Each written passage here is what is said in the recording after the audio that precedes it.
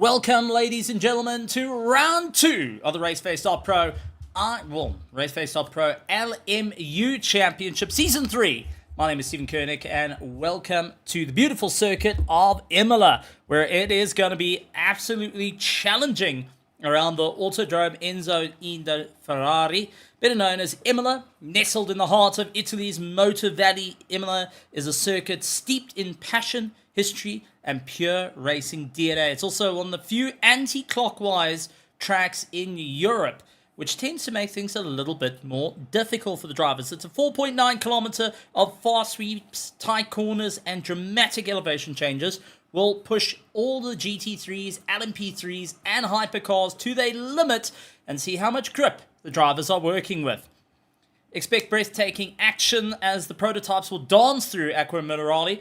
The GT3s thunder past Tosa, and the Hypercars unleash hybrid fury down the pit straight. And our LMP3s are going to sit nestled firmly in between both classes, making things a little bit more tricky as they've got the power of the GT3s. They lightweight to have a lot of fun out there, but they do make things rather interesting for our drivers to go and fight around this circuit built in 1953. That being said, let's take a look at who is where in the championship. Henry Mayer leads out the charge, followed by Martin Jacobs and Chris Stolz in the Hypercar class. Brandon Kruger, Mordred Klaassen, Skerp Bukes, Chris Carlson, Fleming Bauer, Jan Kleinans, Jaco Kutzer, and Hinko van der Berg round out the pack for our Hypercars in the championship. From our LMP3s, it's always fun to go and take a look at a little class that I think many drivers tend to look down on, and that is the LMP3 class. Carl Oosthuizen leads out after a dominating win in round 1. He's chased down by Dion Kopp, Dennis Gillett, Lawrence Badenhurst. Anton Lammers holds on to that 5th place ahead of Francois Buerta. Donovan Lear in 7th position. Not giving up the fight, he stuck it through to the end. Ruben Visser in 8th. Yuppie Simons was an early retirement, and likes of Jean Verveers as well, not able to make it to the checkered flag in round 1. But taking a look to our most competitive field, it was Esteban Pretorius who took the victory in the GT3s, followed by Andre Macherka in 2nd place. Jody Cinnamon taking 3rd place, and a great spot for him. Vietia Buerta having a great transition over from ACC to the world of LMU, is quite happy in 4th place, and he is getting chased down by Conrad Martin. Stanton Augustus in 6th, Arno Kraus in 7th, Bego Frobler had a little bit of a difficult race, ended up in 8th, William Buerta in 9th position, David van Veek rounds out in 10th. 11th goes to Rob van Hever, followed by Marcus Friesen, and then ends up with Grant Leclerc. Unfortunately, a couple of drivers weren't able to make it to the race, and they are going to be starting on the back foot. But as we get underway with qualifying, as our drivers make their way through, this is going to be starting to get the banker laps in. So we got Quirmaton out there on the circuit, ready to have some fun, ready to push. Mordred Klaassen's out in the BMW. He is going to be hoping to stay ahead of Cadillac driver they had a brawl with in race 1. We'll take a look at Hinko van der that wasn't Hinko van der Berg, it was Martin Jacobs out there in the Cadillac. They had a great fight with the two of them right down to the wire. Mordred Klaassen is hoping to get the run. Chris Stolz leads out, and not having quite a dominating run this time round, is going to be scratching his head of what can he do at Imola. But we've got to talk about some of the very interesting cars that are out on the track, because we've seen some livery changes coming in for some of the drivers. And we've seen Delta Negative coming out with some new liveries on their GT3 class. But we've also got to point out there is a change on a certain Toyota that's going out there, and that's the Stingers Racing coming out with a new livery for the Toyota. And well done to the Stingers. Love to see it. Nice to see liveries coming into play. Drivers trying out different styles and getting themselves going. I know that you can download a Halloween update for liveries, and that would have been me down in a nutshell. Hand over fist. Anything that's Halloween, I'm a big fan of it. Much like we see the RTA team out in the very noticeable colors of yellow, blue, black, and they're looking to fight it out. Esteban Pretorius, who leads out the championship, will look to try take yet another victory in this championship. Buerta switching over into the Delta Negative team. And this is a bit different because last time we had a chat with Buerta, he was still with Logistical Nightmare Racing. And speaking about Logistical Nightmare Racing, we actually got one of the drivers joining us again. Paul the Wolf Enter comes and rejoins out on circuit, hoping to have a stellar run, much like his teammates in ACC over the weekend and ERA. He's hoping to carry that same push up through the field and looking to make it work. So, multiple different types of car classes racing here tonight. Our LMP3s, our 5-litre monsters that are looking to brawl it out. And this is the older spec LMP3s, not the 2026 spec that is to come. That is going to be the V6 turbocharged cars. But sad that they're moving away from 8 cylinders. But hey, you know, we got to go the way of looking after Mother Earth in every way possible and also for cost effective. So, Jan Kleinans, top of the board, 130.7. Hoping to really make it work out in his favor. Wasn't able to get out in race 1 and was running second in the championship come the last season in season 2 and in season 1. So he's hoping to really make it all turn out a good run for him. Crystals into second place with a 0.1. He was running 8th in practice. So it looks like he's found a little bit more pace, stepping into that 130.8. Along with Kurt Bukes running in that 3rd place. Brandon Kruger hopes to get a little bit more alive and a little bit more of a chase as well. And he wants to try and get a little bit closer to the rest of the field. Jaco Kutzer, Fleming Bauer, Martin Jacobs out in the Cadillac wants to keep ahead of the likes of our Mordred Claessens, who is still trying to get a lap on the board. Henko van der Berg having a good run for himself. Will be putting him a good time on the board. But Crystals leads out of Hypercars with a 129.9. Taking a look over to our LMP3s. It is the likes of Jean Verveers. He wasn't able to finish in round 1, but he's making it work here in round 2. Currently leading out the pile with a 143.2. Dennis Gillett sitting with a 144.3. And he's getting chased down by Esteban Pretorius. Now, here's where the trick with the LMP3 cars comes in for many of the drivers, and they do have the power of the GT3 cars, but they just have a little bit more aero to get them through the corners. So they are tricky cars to drive as they sit in a good in-between as a transition from GT3 to LMP prototypes. Before you move on to the LMP2, then the unlimited LMP2, eventually into the hypercars. I actually quite prefer the LMP3s as it does teach you a little bit of the fundamentals of carrying that bit of momentum, which is vastly different to our GT3s. Esteban Pretorius leads out with Bego Kobler up into second place.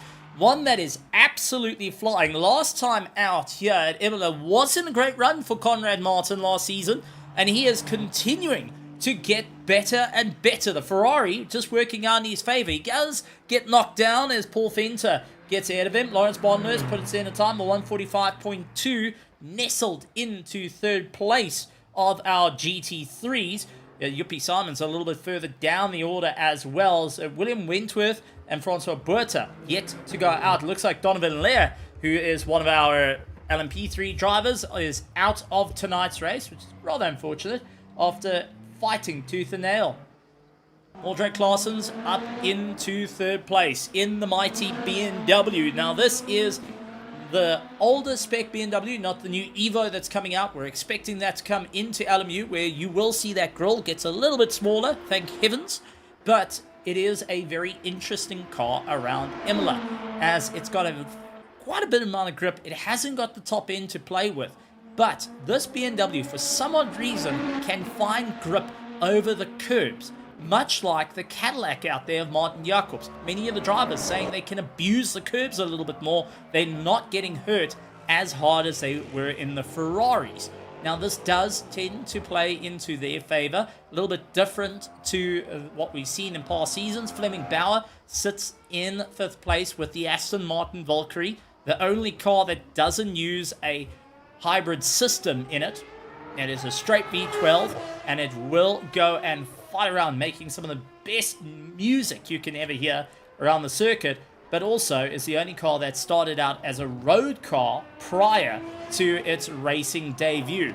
And with it being shown at Goodwood, it actually landed up being parked up the hill due to some engine failure.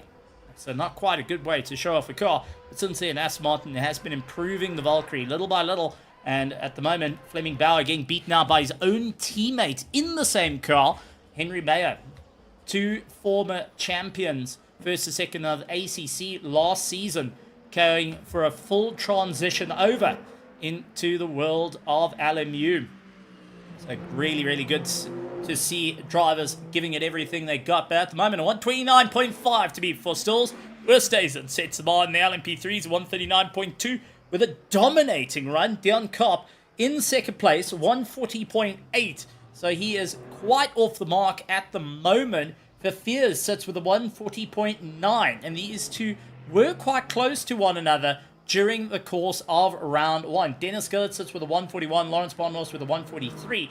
It's Jan Blicknote, who's interesting enough, transitioned over from Omnius Gaming Sim Racing, has now switched over to the RTA team, and has been performing rather well out there, been getting better and better, working with his teammate Esteban Pretorius to make it work out in his favor. Unfortunately, wasn't able to get to the line in round one. He's hoping to make it all work out in round two. He's beaten out by the likes of Bego Frobler. The Team Wolf driver hopes to go and stand above everyone yet again and fight with this absolute beast of a car, the Lexus, the small block V8 that has absolutely turned GT3 racing on its head since it came out. Esteban Pretorius out in the Lamborghini continues to put a little bit more pressure on. Further down, Viertia Buerta in the Delta negative colors continues to try and make some headway, but it's Jody Sitterman, after taking his first ever podium here in RaceFace, got a third place in round one, wants to make it work out in round two. He got 144.8. He's hoping to improve it down in Sector 1. That's not going to be working out in his favor, but he does want to keep that top 5 as Conrad Martin looks to hunt him down every step of the way, trying to move up through the order. Both of them are literally 0.1 of a second between one another, and they hope to get that little bit closer to the 143 that was set by Blicknote in first place.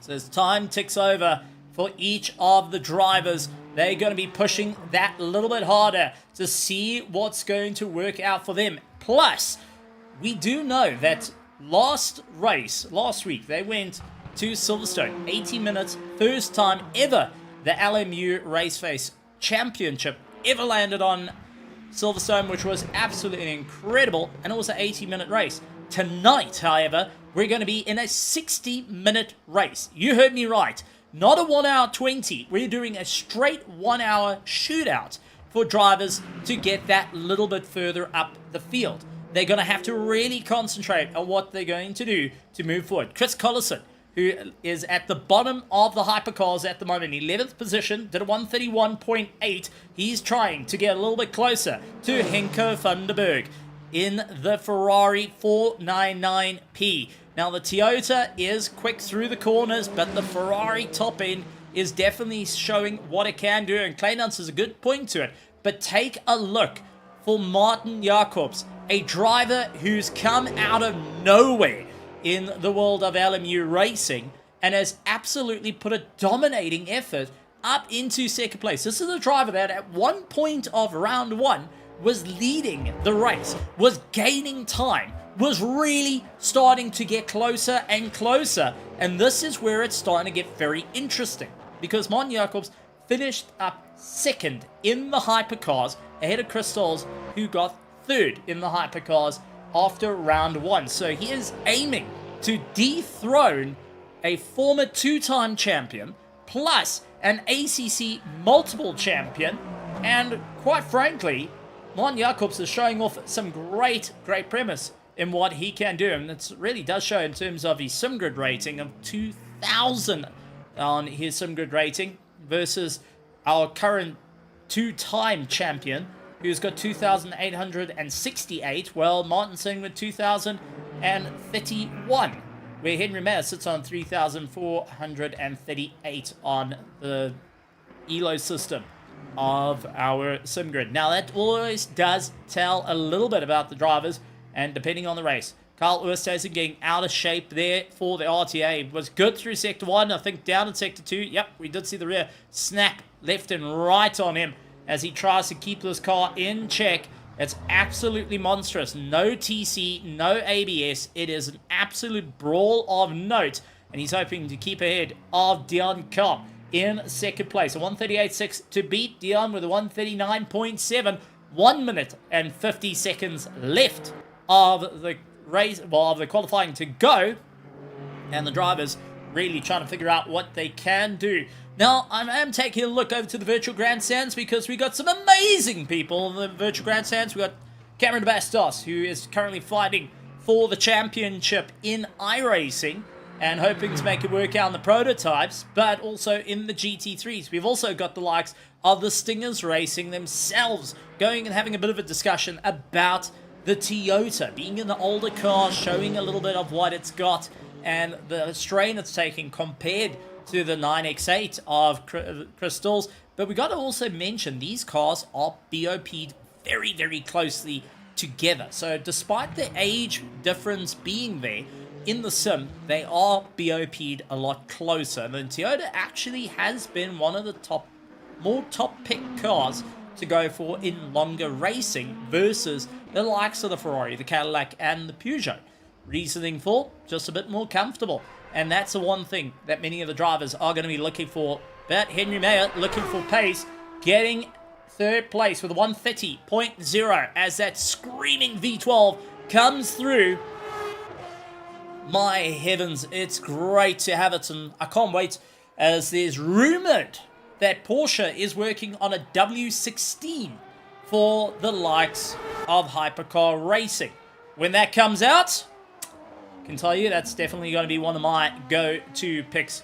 Add more cylinders, just make it sound amazing. Forget the hybrid system part, just make it go absolutely fast and sound like you're going faster. As our LMP3s make their way around the circuit, Carl Oosthuizen comfortable with that lead. Dion Kopp up in Sector 1, and the likes of Jean Verveers trying to get some pace underneath him. Martin Jacobs pulls it in the pits. He's down. He's done for the qualifying Crystals down in Sector 1. Trying to make it work in Sector 2. The 9X8 Peugeot that has been a two-time championship winning car has now feeling the pressure from the Cadillac, from Henry Mayer, who's up in Sector 2. Can he make it work in Sector 3 as he gets onto the gas? One corner to go. He decides to dive it into the pits. That would have been a good lap for him. That would have been a really, really good lap for him. And he opts to get in the pits and stop it, done and dusted. Mordred Clausen up in Sector 1, down in Sector 2. Looks like Sector 3 is not going to be the greatest as he is too far. 0.4 down. And I do expect he'll be pulling into the pits as well for the Hypercars as he will be running down the order. Aims towards the right-hand side and gently into the pits. Let's take a look. Some of the drivers still out there. Lawrence Bonhurst, who's coming to put a lap on the board. Is it going to be better than the 5th place he's got? He does come across and does a 1:41.3 as he holds up to 5th place, but did improve his lap time. So well done, bud. Always great to see that final hard push. Jan Blitter leads out the GT3's. Beggar Krobler in second. Is Esteban Pretorius got enough in the bag to make it work in his favor, to get out of 3rd place, to get onto that front row? Does come across the line, puts himself side by side with his teammate, a 1:43.948. Beggar Krobler, a 1:43.949. My heavens, you couldn't get closer even if you tried. But the drivers managed to work out what they can do. So we're in for an absolute treat here at Imola for round 2 of the RaceFace.Pro LMU Championship. And with everyone putting everything on the line to really make their way as we gain order from our starting official. Jim going and giving all the notes to our drivers. It's going to be Crystals and Martin Jacobs who are starting out in the front row for the Hypercars, followed by Henry Mayer, Jan Kleinans in third and fourth. Mordred Claessens, Brandon Kruger, followed by Jaco Kutzer, Fleming Bauer, Gerrit Bucas, Henko van der Berg, and Chris Collison will round out the pack in our Hypercars. Carl Oosthuizen will lead out the pack for our LMP3s with Dion Karp, Jean Verveers, Dennis Gillett, Lawrence Bonners, Joppie Simons in 6th. In 7th place is Anton Lammers, and Francois Buerta will round out our LMP3s. Moving on to our GT3s, it's going to be Johan Blichnout who goes and holds the front row with fellow teammate Esteban Pretorius, as Bego Krobler, Vertia Buerta will follow in second, run in third and fourth. Jody Sederman along with Graham Maton, Stanton Augustus, Conrad Martin, David van Veek, Arno Kraus, Paul Venter, Grant Leclerc, along with Willie LeCrunch, Rob van der Heever, JD Hildenace, Mike McGear, Andre Macheka, a little bit further down, 36th position, not ideal for him.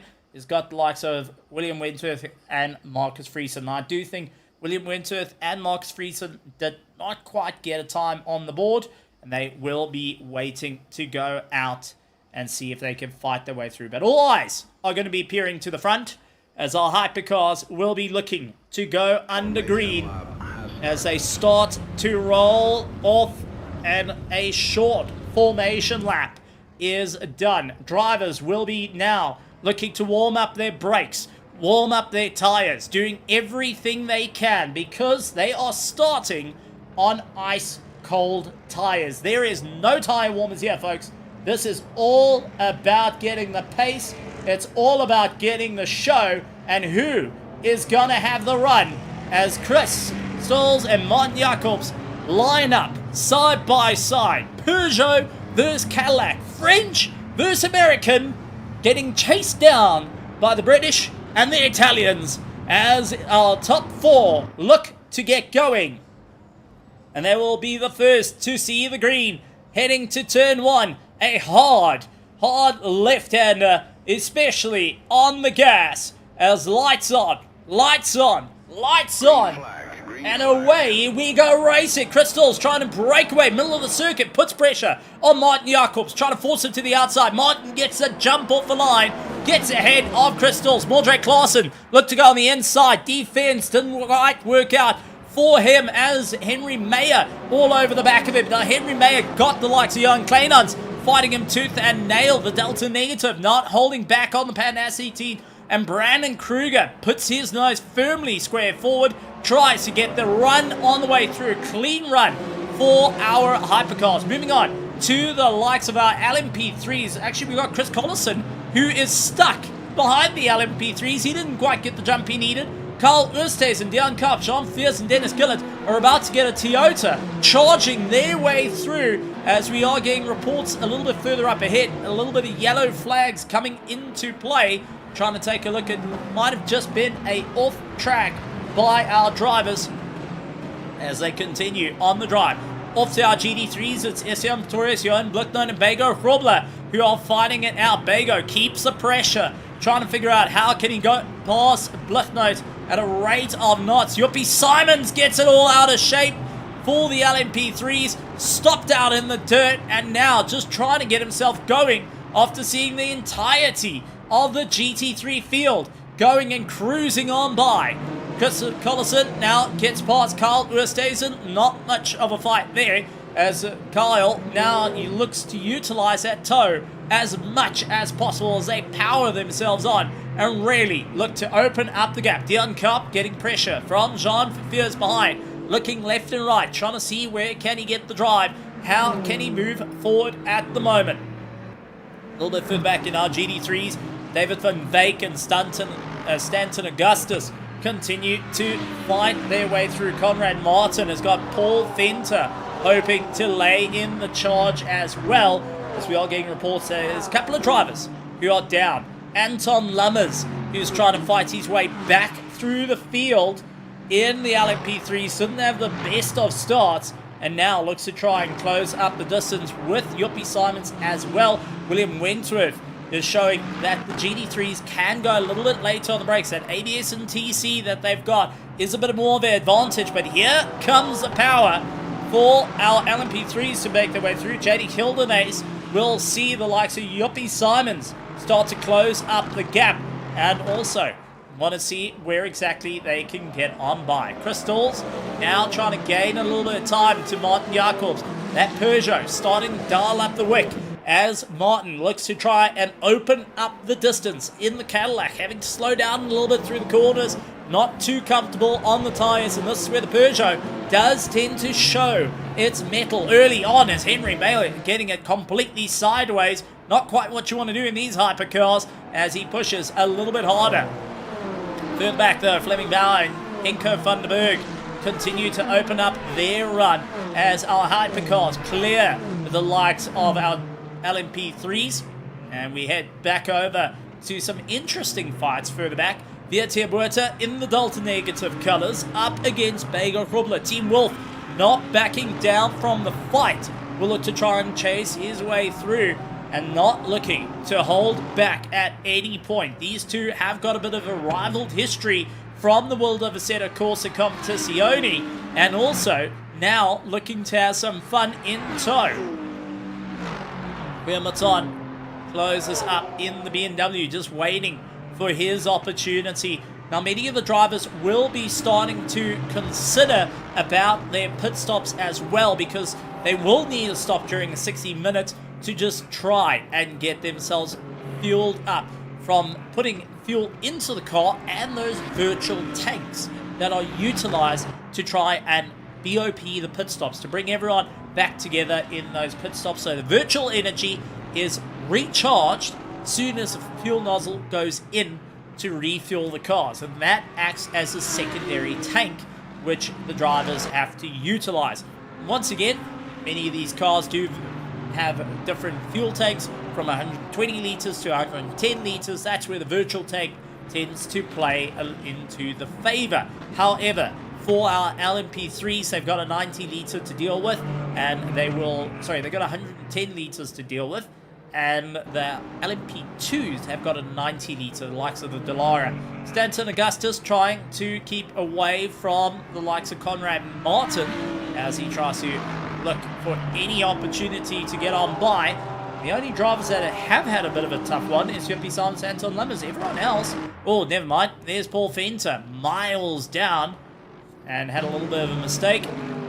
Able to rejoin, no damage to the car, and he will be trying to close up to JD Hildenace on the drive. So a couple of drivers not having an easy time out there. Not too hard of smacks that we have seen during the course of this race. RTA out leading first and second at the moment in the GT3s.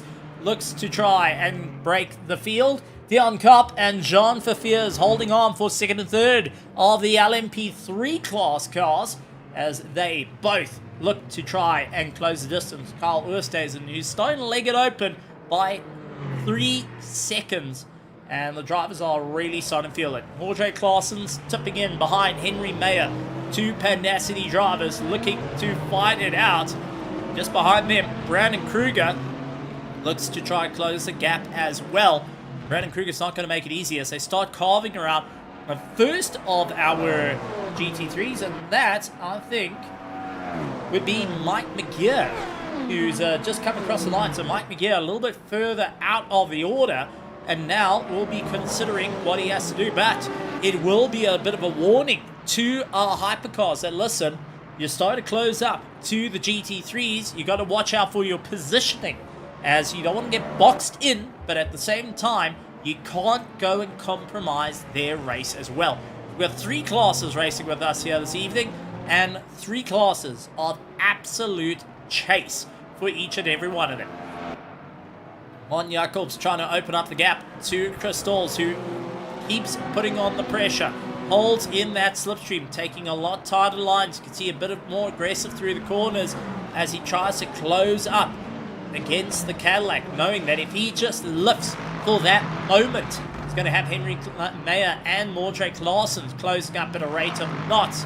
He doesn't quite have his teammate to back him up at the moment and it will be starting to put the pressure on. Henry May, a little bit of a slide coming out of the corner, has allowed Mordred Claessens to go around the outside. Going to have the inside line for this little right-hander. He does put pressure and get past. Mordred Claessens not backing down, and the more of the, I would say, he's not the junior driver of Pandacity. He's been there a lot longer than Henry Mayer and the likes of Fleming Bauer, but has definitely been one to keep an eye out as the youngest of the drivers to move forward.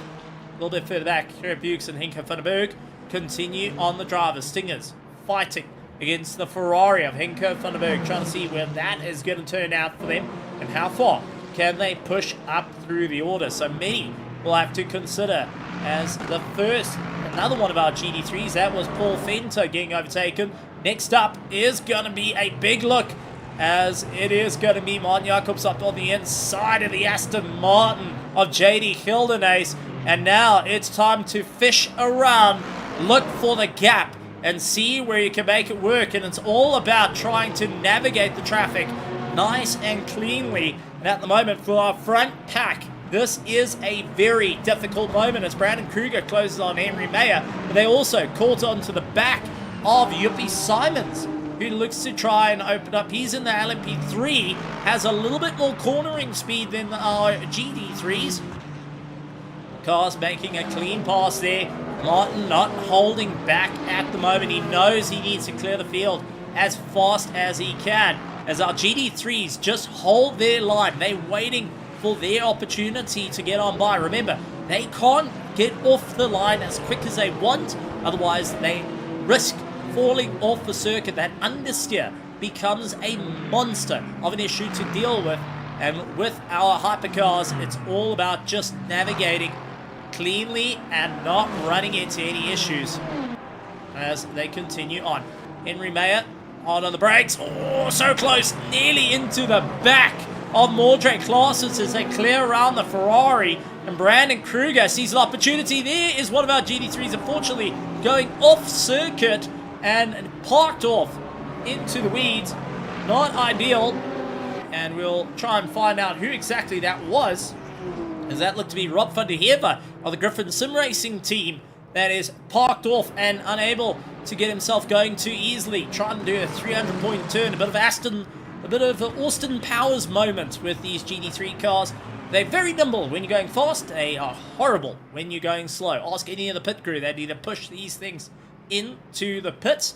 Esteban Torres and Virtua Buerta continue on their charge, not wanting to go and lose out the drivers. Bliffnote, Bego Krobler, all continue to hold on to first and second, as they did see the hypercars come slicing their way through the field and look to get clear out of the fight. However, that has now opened up the gap for many of the classes.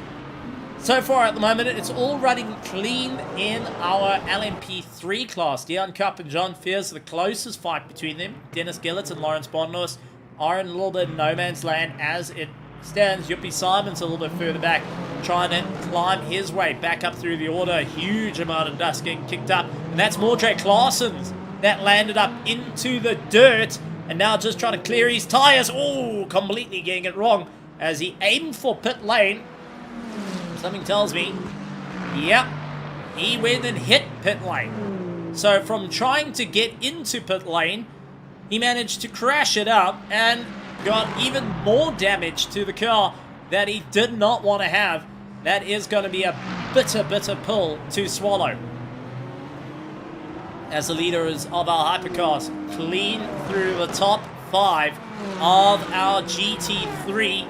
It's going to be a hard one for Virtua Buerta as he suddenly has Henry Mayer duck past him. He's got Brandon Kruger just going and leaning on him a little bit there. Esteban Torres is next to get the hypercar treatment as he tries to hold his line. Brandon Kruger lifts off, allows him to come through, and it's going to be straight out for a drive. Henry Mayer now looks to try and get past the likes of Bego Krobler, who's not going to yield at this one. He wants to catch up to Bliffnote as the rest of the field start to feel the pressure. But further down in our GD3, Stanton Augustus opens up the gap to David van Veek, Conrad Martin a little bit further back.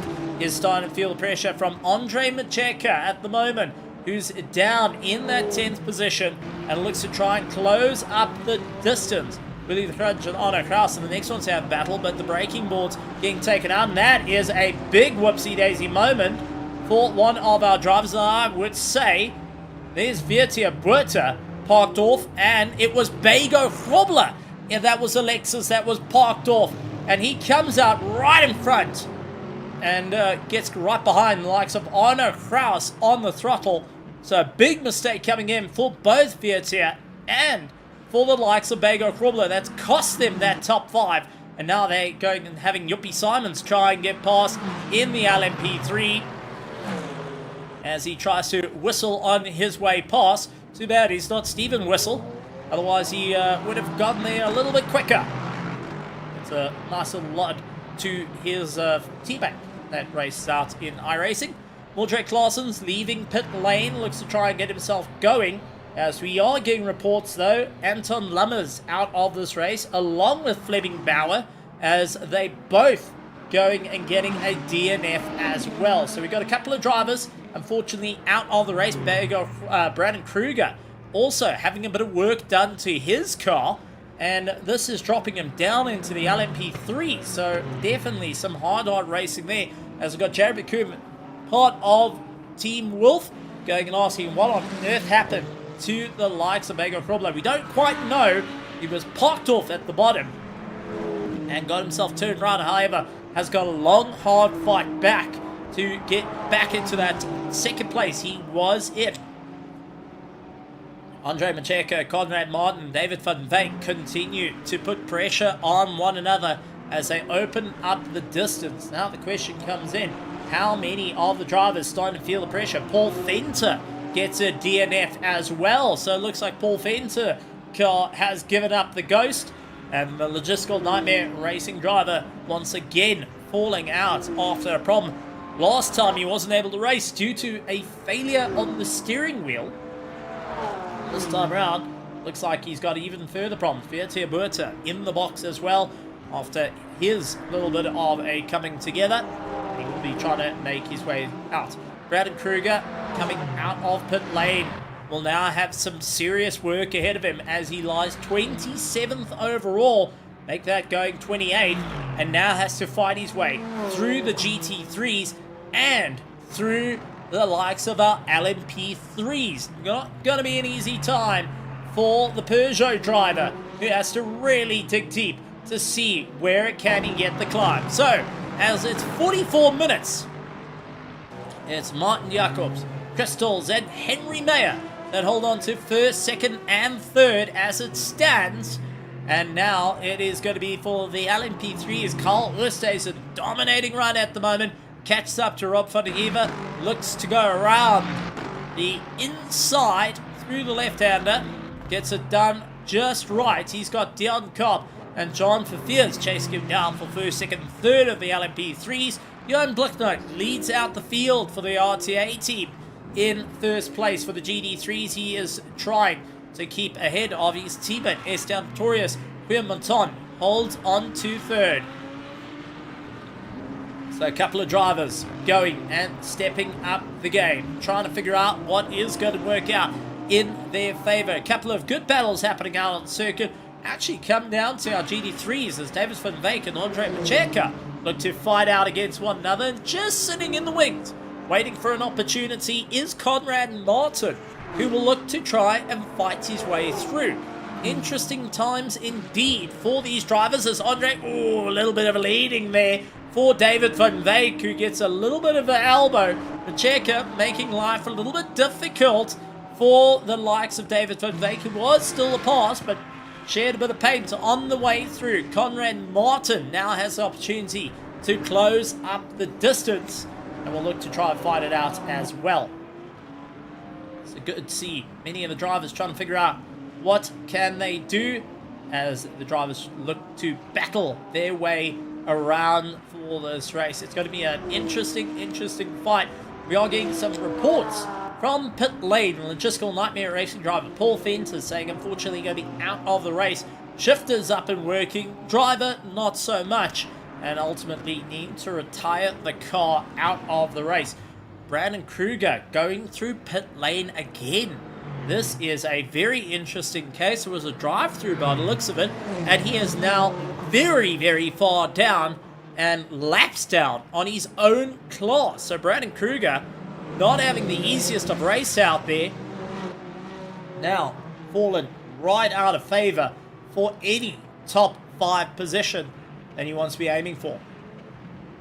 That being said, we did see the Ferraris come launching on by. This is Jan Kleinans, the Delta Negative team, dealing with Henko van der Berg, who looks to try and keep that pressure on, looking for any way to stretch open that gap, to get a little bit closer to the field and see where exactly is he going to finish. Now, Henko's not going to make it any easier at the moment. He's going to push out a little bit harder and try and gain some time. And Henko coming off a recent victory out in the Project Vapor. Oh, as we do see a big off coming in. And unfortunately, that is one Ferrari that ventured off a little bit too far. Jan Kleinans couldn't quite slow the car down, and that threw him right into the sand pit.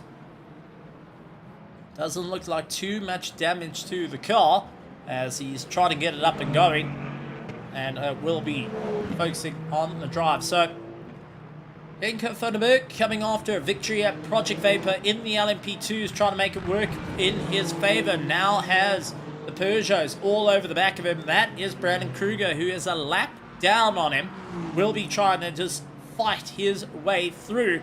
And it's been a very, very interesting race off the start of our race here for round 2 of the LMU Championship Season 3. Still going to be some hard racing for the drivers to figure out what is going to be the game plan here. And at the moment, it is top of the pile for Martin Jacobs, who continues to open up the gap. He is not waiting about and looking to really make it work out in his favor as he steps up the drive. Now, Martin has really been coming out of nowhere. I mean, for QRT Esports, and they had 12 hours of Monza, and that was unfortunately a DNF for him as he teamed up with a couple of the guys. He's had some on and off good races, but this seems to be where the car has dialed in and worked rather well for him. So Martin not holding back at the moment, tries to get past Jody Sediment, who is keeping a consistent pace at the moment after taking a 3rd place in the GD3s in round 1, 8th place at the moment, currently ahead of Bagel Formula, and just trying to close the distance to the likes of Conrad Martin further up the road. He's going to be considering of his options at the moment because Bago is rolling up at a rate of knots. Now, Jody's not wanting to lose out the fight. We are getting further reports, though. Henry Mayer is out of the race. So Henry Mayer and Fleming Bauer both out of the race. Both Pandacity drivers that are one of the top tiers of the lot is out of the race. That means all pressure goes back to Mordred Claessens from the Pandacity team. What on earth happened to both Henry Mayer and Fleming Bauer of Pandacity? Not common to see them both out of the race as Jan Kleinans comes into the pits. Going to be getting his pit stop done and dusted. We're falling a little bit down the order. Mordred Claessens needing to clear past the top 4 of our LMP3s. Holds on to 8th position as it stands. And we'll be getting that radio information as well of, hey, listen, you're the last one out there, buddy. Keep going. Bago Krobler and Jody Sediment now finding their way through. Can't figure out where they're going to get the drive. Looks left, looks right. And it's going to be Bago around the outside. Couldn't quite get it locked in. Jody holds a solid line. Was quite comfortable under braking. That Porsche really, really well held under braking. Not squirming. And that has just carried that little bit more pace underneath him. William Wentworth fights out against Marcus Friesen at the moment. I think William Wentworth has actually recently changed from a Instatec Thorax to a Moza. I stand to be correct on that one, but if it's the case, good to see him out there and having a bit of fun.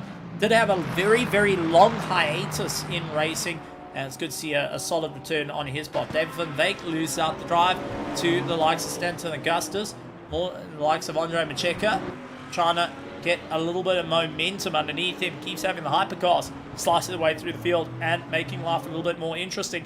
as we've got an LMP3 battle. Jean Verveers against Dion Kopp as they fight their way on. This is going to be an interesting battle for both drivers. Kopp hoping for it to work out in his favor, but the likes of Jean Verveers looks to try and keep that pressure on.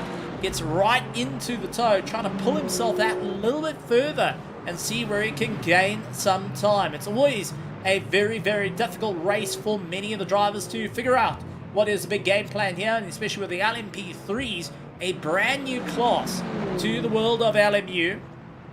And for the likes of RaceFace, it's the second ever time LMP3s have actually been shown out on RaceFace. The first one was actually in iRacing a good while back against Hypercars and the likes. It was Hypercars, LMP3s.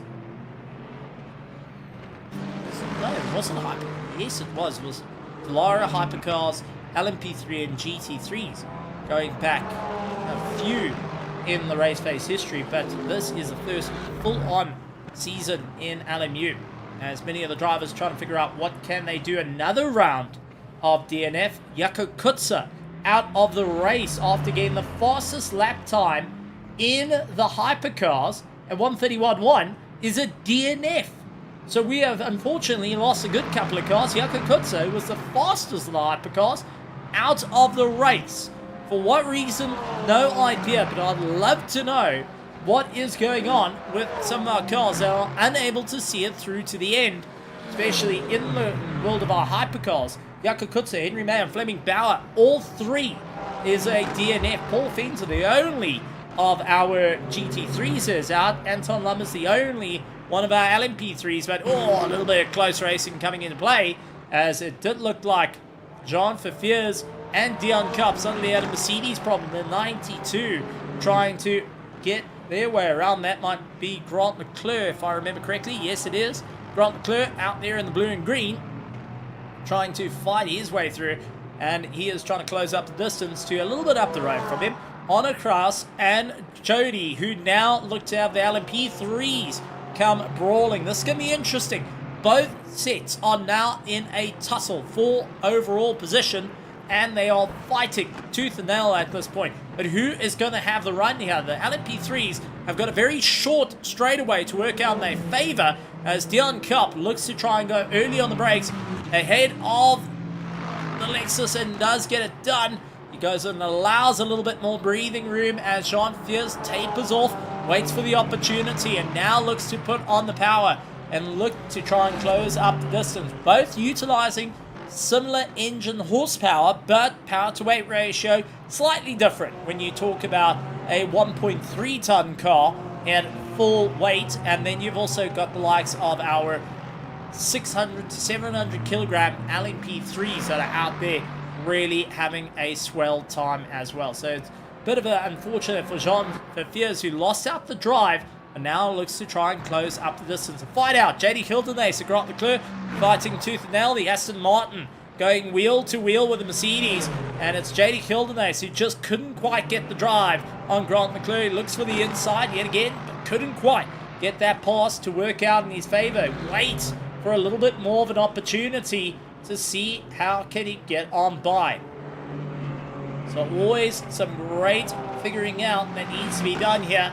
JD Hildenace just looks to get on the power a little bit earlier to close up to Grant Leclerc. That Mercedes looking a little bit more hooked up than he would like. William Wentworth and Marcus Friesen also having a brawl between one another, both out there in the Lexus, pushing as hard as they can. A little bit further behind them, Rob van der Heever, the Griffith Sim Racing team, tries to close up that distance as well.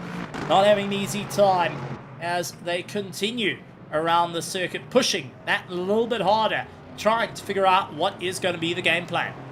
So, as it stands, the only closest fights that we're seeing other than the likes of Dion Kopp and Jean Verveers, though, just within a second, has to be a little bit further back. Jody Cinnamon, along with Arno Kraus, Grant Leclerc, JD Hildenace, Conrad Martin, Baker Grubler, who are just over a second away from one another.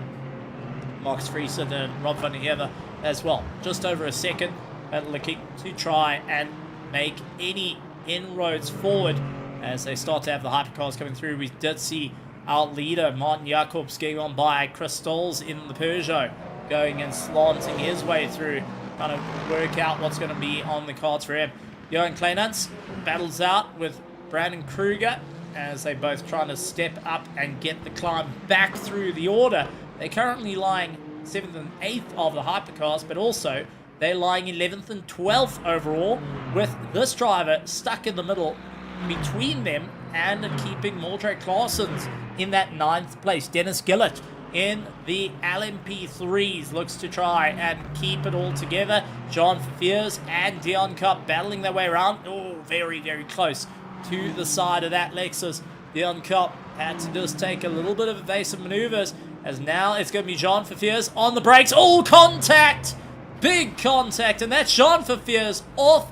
And unfortunately, a big impact coming in from one of our LMP3s versus GD3s, and now nearly beached on the dirt as well. So not an easy run, and unfortunately has just flipped the script, as we do see an overtake. Marcus Friesen and Rob van Hever getting on by. But who was the driver in that car that landed up with a side-on contact? There's Mike McGear keeping on going, William Frange and Virtia Buerta. So it was definitely not in the back end. This had to be towards the front, and changed it all as Blichner Pretorius, likes of Guillaume Maton, Andre Pacheco, and Stanton Augustus. Hold on, could that have been Arno Kraus that could have had that contact? Unfortunately, in terms of numbers, it does make them a little bit more difficult. We do apologize. No replays are available as yet in the sim, and even working with cameras is less than ideal at the moment. So we will try and get, as time goes on, as the sim develops, we'll get you some of those really cool camera shots to work out in your favor. Grant Leclerc and JD Kildernace continue their close racing. Rob van Hever versus the likes of Mickey Friesen, who is a little bit unstable on his drive out, trying to close up the distance and really doing everything he can to make it work out in his favor, as he lies 27th at the moment. Big wide line to allow the hypercars through, make it rather easy. But let's head up as JD Kildernace, Grant Leclerc all fighting it out, and right behind them is an LMP3. Yuppie Simons trying to make his way through. Now, Yuppie is not a blue flag car. He is on the same lap as these drivers, so he has to cleanly figure out a way to get past. And you can see how difficult it becomes when you're in a pack with these cars. Yuppie Simons getting cleanly past likes of JD Kildernace and Grant Leclerc. Sorry, he is a lap down. Never mind, he is a lap down. That means that he had to unlap himself from this fight, and that also just changed the whole shape of it. As Grant Leclerc and JD Kildernace look to go late on the brakes. No pass as yet, but oh, there goes Yuppie Simons, losing the car, parked out, nearly got swung back. And man, oh man, what a wild, wild ride that was, as he landed up, spun into the dirt. Lawrence Bonlers into pit lane as well, so it looks like another retirement coming into play here at RaceFace Round 2 LMU Championship. So Francois Buerta is out, Lawrence Bonlers out, Jaco Kutzer, Henry Mayer, Paul Venter, Anton Lummers, and Fleming Bauer all out of this race. And the entire race field has been flipped on its head with 28 minutes to go in this 60-minute race. And it's going to be an absolute brawl for each and every one of the drivers. So everyone trying to figure out what is going to be the game plan here. A little bit further back, we do see Chris Collison, who is trying to cut his way through the field. And I think that was Gerrit Bucas, who is also trying to slice away through the Singers Racing, keeping it all together. Suddenly, now has the battle of Grant Leclerc and JD Kildernace ahead of him. And it's JD Kildernace who gets the drive, the up and under on Grant Leclerc, who couldn't swing back. He couldn't get on the power, and now loses out that position as they keep in tow. Grant Leclerc looks for the inside line, couldn't get the pass on JD Kildernace, had to wait it out a little bit more, and here comes the Hypercars just to really flip the script yet again. And not ideal for both drivers, as immediately JD Kildernace felt it through the right-hander. So everyone stepping forward, trying to see what can work. And Aaron Bender saying it was Lexus 78. Thank you very much. And we'll try and find the 78 car. As far as I'm aware, there's 3 of them out on the circuit due to the liveries all being exactly the same. But we will try and find that 78 car as it slates on the brakes for the likes of Grant Leclerc. He overshot it. And that is JD Hildenay saying thank you very much as he rejoins the circuit, putting to bed that little bit of a fight. And honestly, going and feeling the pain. Spa-Francorchamps going and battling their way through. Conrad Martin getting cleared. And that is likes of, that is David van Veek, who was very, very slow. Very, very sensitive through the corner, mining out for the LMPs, but also going and compromising a lot of time on him on that drive. And we did see Jody Sederman getting pushed out wide as he landed up with likes of Brandon Kruger trying to slice his way back through the field. So a couple of drivers out there having a bit of a tough time as they fight their way through. But Mr. Builder, I really do appreciate the bit of input there. I really, really do. It's one of these things where I'd love to have these cars having different liveries to make it a bit easier to keep an eye out on the race, as we see Spa-Francorchamps now fighting it out for second and third in the GT3s. And this is going to be interesting. Baton's been waiting, keeping his tyres well preserved. Well, Pretorius was pushing harder and harder. Now it's going to come down who has got a little bit more in the tank to play with here. As we go and battle our way through, Baton and Pretorius look to try and battle it out. Looknight has cleared the field. Kleinans getting ahead of John Fears and Brandon Kruger is trying to close up the distance with the Hypercars running 7th and 8th. They are also trying to mob one another, and they caught up to one of the Stingers Racing Hypercars at the moment. And for Kleinans, this is an opportunity to utilize the slipstream. However, Brandon Kruger hunting him down, looking to try and figure out what is going to be the drive to work out in his favor, and that is not Chris Collison. That's actually Claire Bucas, who runs in 3rd place as it stands. So Bucas continues to open up the distance, trying to figure out what is the game plan. Right behind him, however, a lap down is these 2 Hypercars. They haven't had an easy run during the course of the race, with both Kleinans and Brandon Kruger fighting it out, and you can see how Kleinans snapping at the heels, looking for any opportunity to try get on by, while Kruger mounts the attack on the back of him, trying to see where exactly can he get that drive, where exactly can he push a little bit harder during the course of the race, as now they make their way down under braking. It's our 5th place, Stanton Augustus, who gets an absolute mob into the left-hander. He keeps a very wide line there.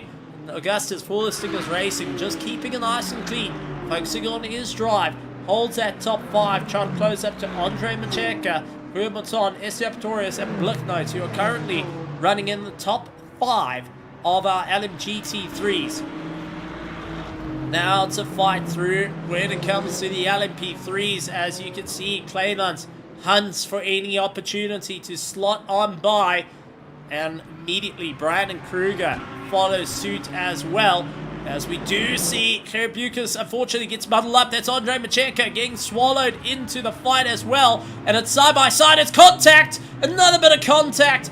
It was all out of shape there, and Brandon Kruger fights his way past Kleinans and now looks to fight against the likes of Claire Bucas, who actually hit the brakes. He felt the rear getting a little bit lively. He allows the cars to unlap himself. He's saying, listen guys, your fight might actually land up with me losing on a podium here. This can't happen. As we do see Esteban Pretorius trying to also keep it all together. Rubenson out there in the BMW landed up, getting swelled into a fight, and that has brought the 2 of them back to one another.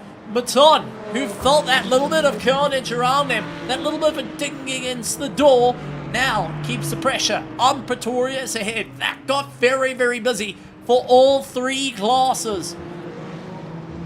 What happens when you got drivers that are willing to put it all on the line for victory, for points, for an absolute chance at holding the crown for the Season 3 of the LMU Championship, and would be the final season of 2025 for LMU here at RaceFace.Pro for 2025, and that is just going to be the big tell for all of our drivers out there as we take a look at these two absolutely brawling, trying to keep it all together. They are getting chased down.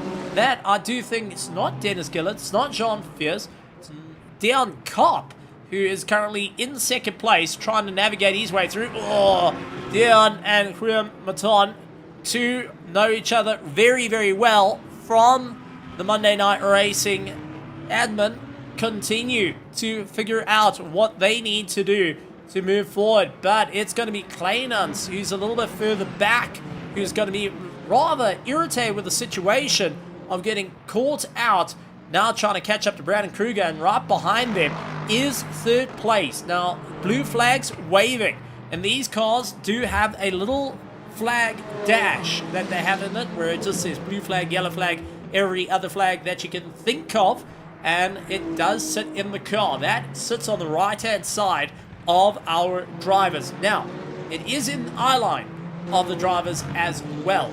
So while you're concentrating on your race, you're looking at all that's going on, you're steering, you're trying to keep on the drive, you're also starting to get that constantly flashing in your eyes. It does become rather distracting. You might not think about it, but it's built to be that distracting. It's built to say, hey, listen, there's cars around you. You need to either clear or ship out or get going. As we do see, that is the 87 that is parked off. And that might have been not Bego. That is, Bego Krobler actually in pit lane. So it looks like Bego Krobler out of the race. William Wentworth was the one to get round him. So Bego Krobler looking also to be a DNF in this race. A rather unfortunate run for Bego Krobler, who was on a solid charge, is now out of the race. So that makes it Bego Krobler, Lawrence Bonhurst, Jakob Kutzer, Henry Mayer, Paul Fenter, Anton Lummers, and Fleming Bauer all retiring out of the race for various reasons, and unfortunately will be missing out on crucial points for the championship as we head into the last 20 minutes of this race. With that being said, 20 minutes to go, let's take a look at who's sitting where in each of the different classes. It's Martin Jacobs, who leads out in the Cadillac, with Chris Stills chasing him down in second place. Kurt Bukes holding on to third place, looking for his first podium in the Hypercars and to put the Toyota back on the mark. He's got Henko van der Berg chasing down in fourth. Chris Collison chases down in fifth place. Mordred Claessens holds on to sixth, with Brandon Kruger and Johan Kleinans, who are last of the runners. Kutzer, Mayer, and Bauer out of the race for our Hypercars, and they will be watching from the sidelines. Taking a look to our LMP3s, it is Carl Oosthuizen dominating at the moment, over 18.5 seconds ahead of Dion Kopp. And third place, Jean Verfiers, who keeps the drive going. Dennis Gillett holds on to fourth place, with Yuppie Simons, who is on fifth place. Lawrence Bonhurst and Burta, unfortunately, out of the race, along with Anton Lummers. So they will be keeping an eye on the sideline and not going to be too happy seeing the points fleeting. Looking at our GD3s, it is Johan Blichnout leads out the pack with the likes of Pretorius in second place. Esteban Pretorius not holding back at the moment. Scott Maton chasing down in third, keeping the pressure on, and seeing that second place is still within reach. Andre Macherka holds on to fourth place, with Stanton Augustus in fifth.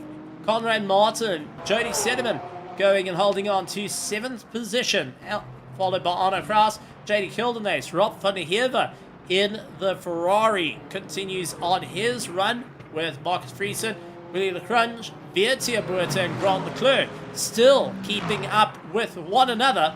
And then you've got the likes of Mike McGear, who's gone into pit lane for a bit of work on his car, coming out and making his way through is David Van Veeke already spent some time in the box. He's trying to see it through to the end. Will get a position over Mike McGear and continue on the drive. Last of our runners in the GT3s is the likes of William Wentworth, who continues to keep the pressure on. So quite a few of the drivers just seeing how it's going to work out for them and where are they going to get the drive. As we are getting a bit of a note as a penalty comes up for Friesen. Friesen with a penalty. He will have to serve a drive-through, and that is not ideal for Max Friesen in the Lexus as he dives into pit lane and will be serving a drive-through penalty. Not ideal for his race, and will start to lose positions as we keep an eye out for our closest battle on circuit. That is Esteban Pistorius and Creel Monton out there as the Lexus, the Lamborghini and the BMW continue up the fight between one another, trying to push out a little bit more, trying to see what is going to work out in their favor. However, it is going to be a rough race as they do have Mordred Claessens looking to try and slice his way through the field. The BMW now looking to clean up the act, getting past one and now getting firmly stuck behind Esteban Torres. He has to wait before he could get on the power and pull away from the GD3s. Andre Macheca holds on to the coattails as well, seeing if there's maybe just a chance that he can score a top three. It is a chance. It's a long shot, but any mistake from these two can result in that top three running for Andre Macheca, who has been at the top of the run last season. He was really fighting it out, looking to try and make work out in his favor. Unfortunately, didn't have too much of a great time. He did get second place in round one, however, sits into the top four as it stands, and will be looking to try and figure it out. Esteban Torres holding on to second place. Going to be rather happy with that one. That will help stretch the gap in the championship as he did take a victory. Jody Cinnamon down in 7th will be falling a little bit out of order as he tries to pick up the pieces. But one driver that's going to be quite happy about his drive is the likes of Johan Bluknoot, who did not finish last time's race. So he's looking to capitalize a full set of points now to make it work out in his favor for the rest of the championship. However, for the likes of Baton, he hopes to score a second or third for his effort also with a DNF in round one, looking to try and make it work out in his favor. A little bit further up, another close fight coming into play. Jean Fears and Dion Kopp continue to keep the pressure on one another. Dion Kopp just trying to close up under brake. We do see Mordred Claessens out in the BMW, and now it comes to a 3 wide through the corner. Little bit of a cautious moment for the Lexus as suddenly having two of the LMPs comes through, and now the Hypercar, Mordred Claessens, looks to try and clean up the work. He switches to the outside line, clears past one. Can he get past the other? For Fears, he wants to keep it all together, runs into the dirt. This has cost him time. So did Dion Kopp, going and overcooking it a little bit too hard into the corner. Both going and eating a bit of time there, and both going and negating the gains that would have happened. Pistorius gets the drive as Baton gets a great acceleration out of the chicane. Looks to try and close up the gap. Here comes Brandon Kruger. He clears through the field. This has opened the door, and we do see Pistorius, middle of the circuit, tries to defend that apex. Runs out a bit wide and does keep ahead of Baton at the moment. But it's still going to be some hard work as we do see our Hypercars pulling into the pits. This is one of the concerns for many of the drivers, is track limits, fuel usage, virtual fuel usage, tires usage is all coming into play in a 60-minute hardcore race for every single one of these teams. It's got to be the big game plan of how much you want to really go and dig that little bit deeper as Macheca and Augustus pull into the pits, leaving Bluknoot, Pistorius and Mouton to continue on their drive. And they are yet to get into the box, and that is going to be compromising him a little bit, as we can see a number of drivers. Jacobs into the pits, Stalls into the pits, Bucas is going to continue going out. Jacobs exits pit lane, Van Berg gets into pit lane, as our LMP3s yet to go into the pit lane will need to try and get themselves sorted out. Blokno, Maton, Pretorius, and Cinnamon will be also stressing on that point of when can they get into the box that is comfortable, and so they don't lose too much time. Monocross gets ahead of Andre Macheka, taking that 5th place away as Andre tries to return up to full pace. Pretorius down into 3rd as Maton got the drive through Akra Morali. Now continues to get it up a little bit further as Maton opens up the distance on the Lamborghini. Pretorius trying to allow the hypercars through, lifting and coasting at any point to save just that little bit of fuel that may help out. Collison into pit lane, still trying to get himself up and going. And could this be the moment that he loses out on that top 3? There goes likes of Maton into the pits. Maton into pit lane, along with the likes of JD Kildenace, and Vaker's coming out of pit lane as Friesen will be trying to get onto the back of Van Vake. But Estienne, Pretorius, and Bloknote not going into the pits. A bit of a late call on their part. See how it's all going to work out as Pretorius now getting swamped by one of our 499P for Ferrari hypercars, and that was Jürgen Kleinans, who's trying to close up the gap to Brandon Kruger. So, with our Stingers Racing coming out, it's Karabukas getting slotted right in behind Martin Jacobs, who is trying to get himself going and will be stopping in the box. So Martin Jacobs in and out was a short stop. Did he not get enough fuel and compromise himself? That looked like a very, very unnecessary go. He pitted with Chris Stalls. It was a short stop and unfortunately has cost him 1st place as Chris Stalls now looks to open up the gap. Karabukas up into 2nd, needs to try and clear the traffic as the mighty Cadillac of Martin Jacobs will be clawing his way back into the fray after a pit stop that shot him in the foot. From victory to loss, this is how the caddy is trying to claw his way in. Grant Leclerc gets a face full of Martin Jacobs as he tries to close the gap. Karabukas will be informed by the Stingers Racing. Go, go, go. Give it everything you got. You got to get your elbows out and fight for the 2nd place, as Bukas will want to do everything possible to make it work out in his favor. For Bukas, this is a big, big moment. 6th place in round 1, and he's gotten a 6th in the mid-round 570 in ACC, a 6th place in round 8 of the RaceFace.Pro GT3 Championship. He does not want to be falling through at the moment. He wants to take a 2nd place, breaking the streak as he's late on the anchors, desperately hunting down every little bit of pace possible as Martin Jacobs gives it everything he's got. Virtia Buerta sees he needs to go through, and that is Martin Jacobs into the pit lane again.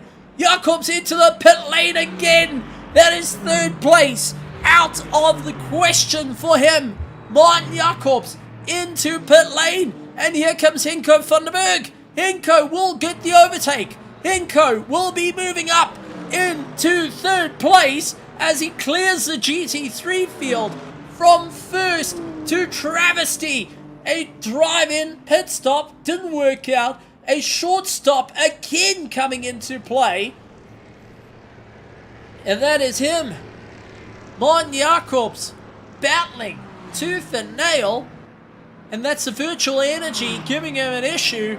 And he has lost out even 4th because Chris Collison getting past the LMP3 shoots on by.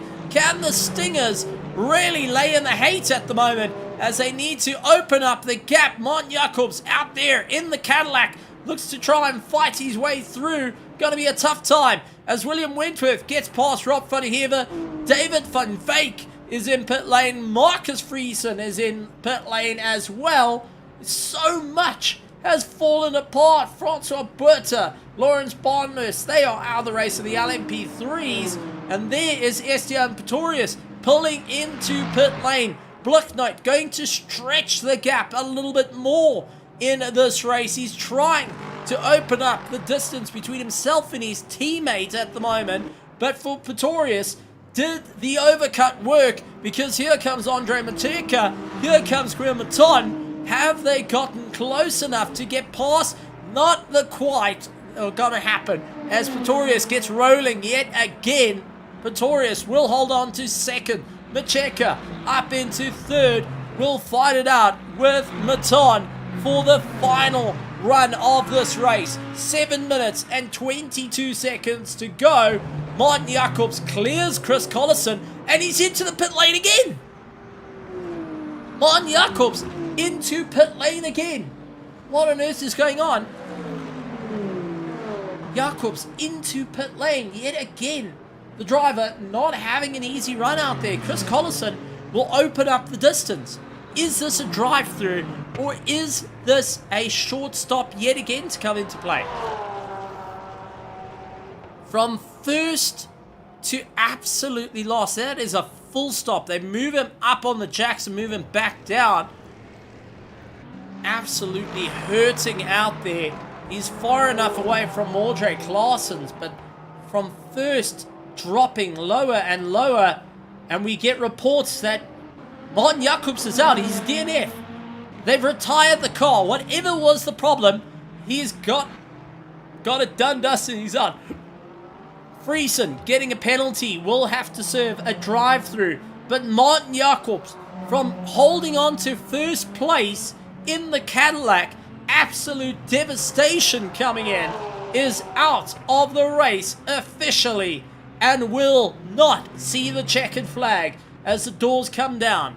JD Kildenes, Viertia Buerta, and the Aston Martins. Well, that's a clean pass for likes of Viertia Buerta over JD Kildenes, who nails it into the dirt and does get himself up and going. Essiam Torres clearing on by as one of our LMP3s also looks to try and get the run, and that looked to be Dennis Gillett who gets the chase. Dennis Gillett holding on to fourth place at the moment, trying to close up the distance in Dian Cup in the last 5.5 minutes of this race. It has all unfolded. It has all gone insanity, and each of the drivers will be scratching their heads trying to figure out what on earth has gone on with each of the drives. What on earth has happened? My question comes in. What happened to Martin Jacobs from first to DNF in one of his best races, and now looks to try and make some moves? As Grant Leclerc taking very a good amount of curb there. More curb than track. Lines up against Willie Lecrunch. He does get around the outside. One questions, is that going to result in a possible penalty from our race stewards? And that is going to be stressing out. And when I talk about the race stewards, I'm talking about the sim itself, having stewards that aren't very nice to play with during the race. They will abuse you if you start abusing track limits. Holding on for third place in the G3, Andre Macheca and Maton continue to brawl it out against one another, hoping for any sort of mistake to come in. Willie Lecrunch keeps it very late, under braking, closes up to Grant Leclerc, looking to try and navigate his way around as Jean Verfiers looks to try and open up some distance, but also not to get caught out between these two as he continues to brawl for possession. Willie into the dirt, losing out some more time as it stands. We'll have to just wait for an opportunity. Does have the LMP getting by, and Grant Leclerc stretches open that gap a little bit further in this race. So it has gone from wild to wild, folks, as we do see that is Jean Verfiers clearing the likes of Graham Maton. So it was Dion Kopp that was previous. And take a look as he opens up the distance. Maton utilizing the toe, a little bit of a lockup coming in for Verfiers, but that has just given him a little bit more breathing room to Andre Macheca, who holds on to fourth place with 1 minute 30 being set by Chris Stalls as the fastest lap time in the race. Carl Oosthuizen, the LMP3 is a 1 minute 40.3, and Blichknight setting a 1:44.9.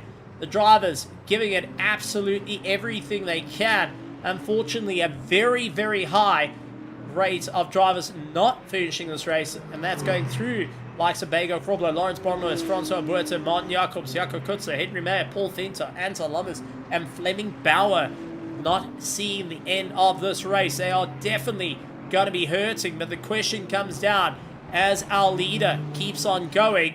Gerrit Bucas for the Stingers looks to try and make it work out in his favor. Henko van der Berg trying to get that chase and seeing what is going to be the big game plan for him.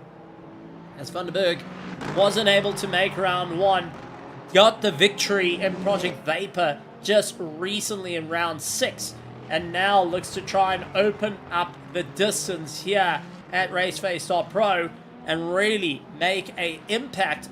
3rd place on the grid, which is going to be a stellar run for him. However, it's going to be a tough race indeed to see it through, as he's got Chris Collison trying to close the gap up, and it takes one mistake from any of these drivers to take them out of the race. With 1 minute 50 to go, everyone switches from race mode to survival mode to see it through to the end. What do you need to do to make it? What do you need to do to lift that little bit more to try and get a victory as it stands? As big points are on the line for round 2. We do see that is, who would that be? That would be the likes of JD Kildenace. No, it wasn't JD Kildenace. That was Viertia Buerta, who was a bit slow. And one of our very slow going. It's not. Would that be Mickey Friesen? Yes, it is Mickey Friesen, who was catching up to Mike McGear. Landed up in the weeds. Oh, Maton going around the outside, long way. And take a look as the LMP3s try and fight their way through. Not an easy time for likes of Dion Cup, who continues to look left, look right. He's trying to clear the likes of Maton, who's not making life easier. These two know each other from ACC. They've fought each other in ACC. And it looks like Maton is looking to take the fight yet again in the GD3 to the LMP3. 30 seconds to go as our leader rounds the corners.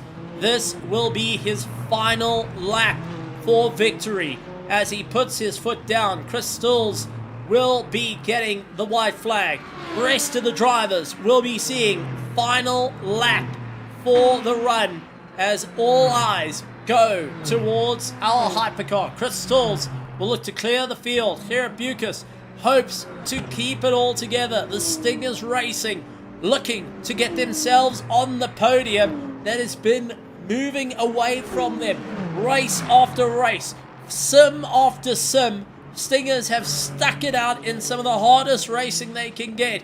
Henko van der Berg on his debut here tonight in RaceFace LMU Championship, looking to stand on the podium for our Hypercars. Carl Oosthuizen look to take yet another victory, a dominating run in his LMP3 as he's got Jean Verveers looking to hold on to 2nd place. Dion Cup looks to hold on to 3rd. Dennis Gillett will be aiming for 5th place, but it will be Jan Blacknote who will be looking to take the victory ahead of teammate Esteban Pretorius, and Quinn Baton looking to fight it out for 3rd as Andre Macheka is not too far back. Any mistake can turn it all on its head as we see Willie Lagrange dealing with a very fighting. Oh, there goes Grant Leclerc a little bit too much. Just as we were talking about it, he bails off into the dirt and does what he can. Through the final corners he goes. Chris Stills backs to his winning ways, taking the victory here at Imola for Delta Negative in the Hypercars. Chris Stills takes the victory. Coming across the line, going to be quite happy on a stellar effort, and the crowd will be going nuts. The Stingers Pits is going wild. Gerrit Bucas takes on 2nd in their Toyota.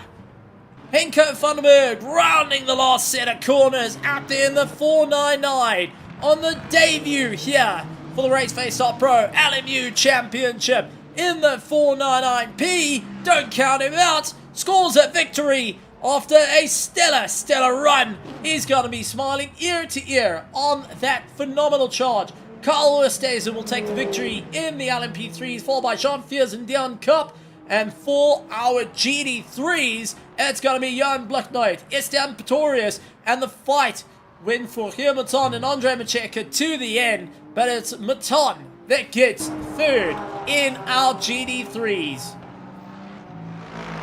Wow, oh wow, folks. What a race. What excitement. What a drive as everyone looked to put in the effort. Unfortunately, Martin Jacobs out of the race, Begor Krobler out of the race, Jaco Kotze, Henry Mayer, Lons Borenhuis, Paul Venter, Anton Lubbers, Fleming Bauer, Francois Buerta, all out of the race and weren't able to see it through to the end, but definitely gave it everything they could to be there across the line. And what a stellar run indeed, and a great show coming in. As Bloknoit taking a victory, will be more than happy on a stellar run here at LMU at Imola. And what a race it was, folks, where drivers had to dig deep, work hard, figure out what their game plan is, and see who can ultimately get the victory. It has now turned into a race for the championship, and man, and you think you know who's going to be right there on the top. It all changes race after race after race, being the final championship of LMU RaceFace.Pro for 2025. Everyone looking to get the crown in 3 different classes here for this season. And what a stellar run it has been thus far. So, while we're getting ready to bring in some interviews to come and chat to the drivers, get a sense of what's happening, we're also going to bring up a little bit of background imaging of the cars during the course of the race while we chat to every single one of our winning drivers who had a stellar run out there.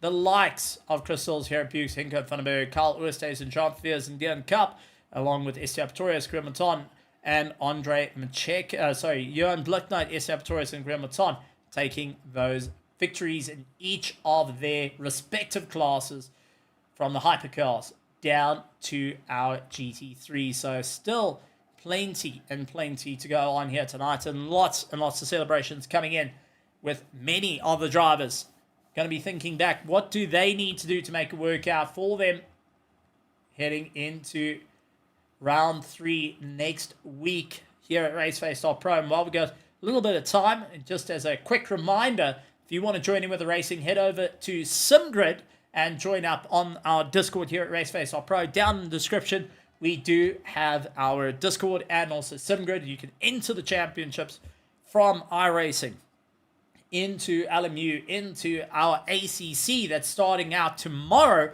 Grading servers are going to be closing down tomorrow afternoon, so please make sure that you get yourself entered, graded, and get yourself racing for all the action and being a part of the incredible racing here in LMU, in RaceFace, in iRacing. It just goes more and more wild, and honestly, can't wait to see drivers going and pushing themselves that little bit more, trying to figure out what is the game plan during the course of the season. So, that being said, let's go and take a look and see if we can bring in a couple of people to come and have a chat to us. And wow, we actually do have most of the people to come and have a chat to us, which I absolutely enjoy.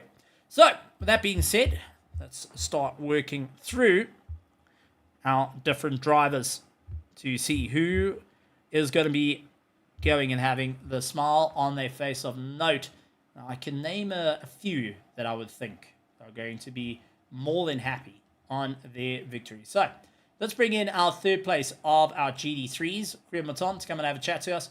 Mr. Maton, welcome to the commentary box. And man, oh man, what a race it was for you in the GT3s. How are you feeling after that one?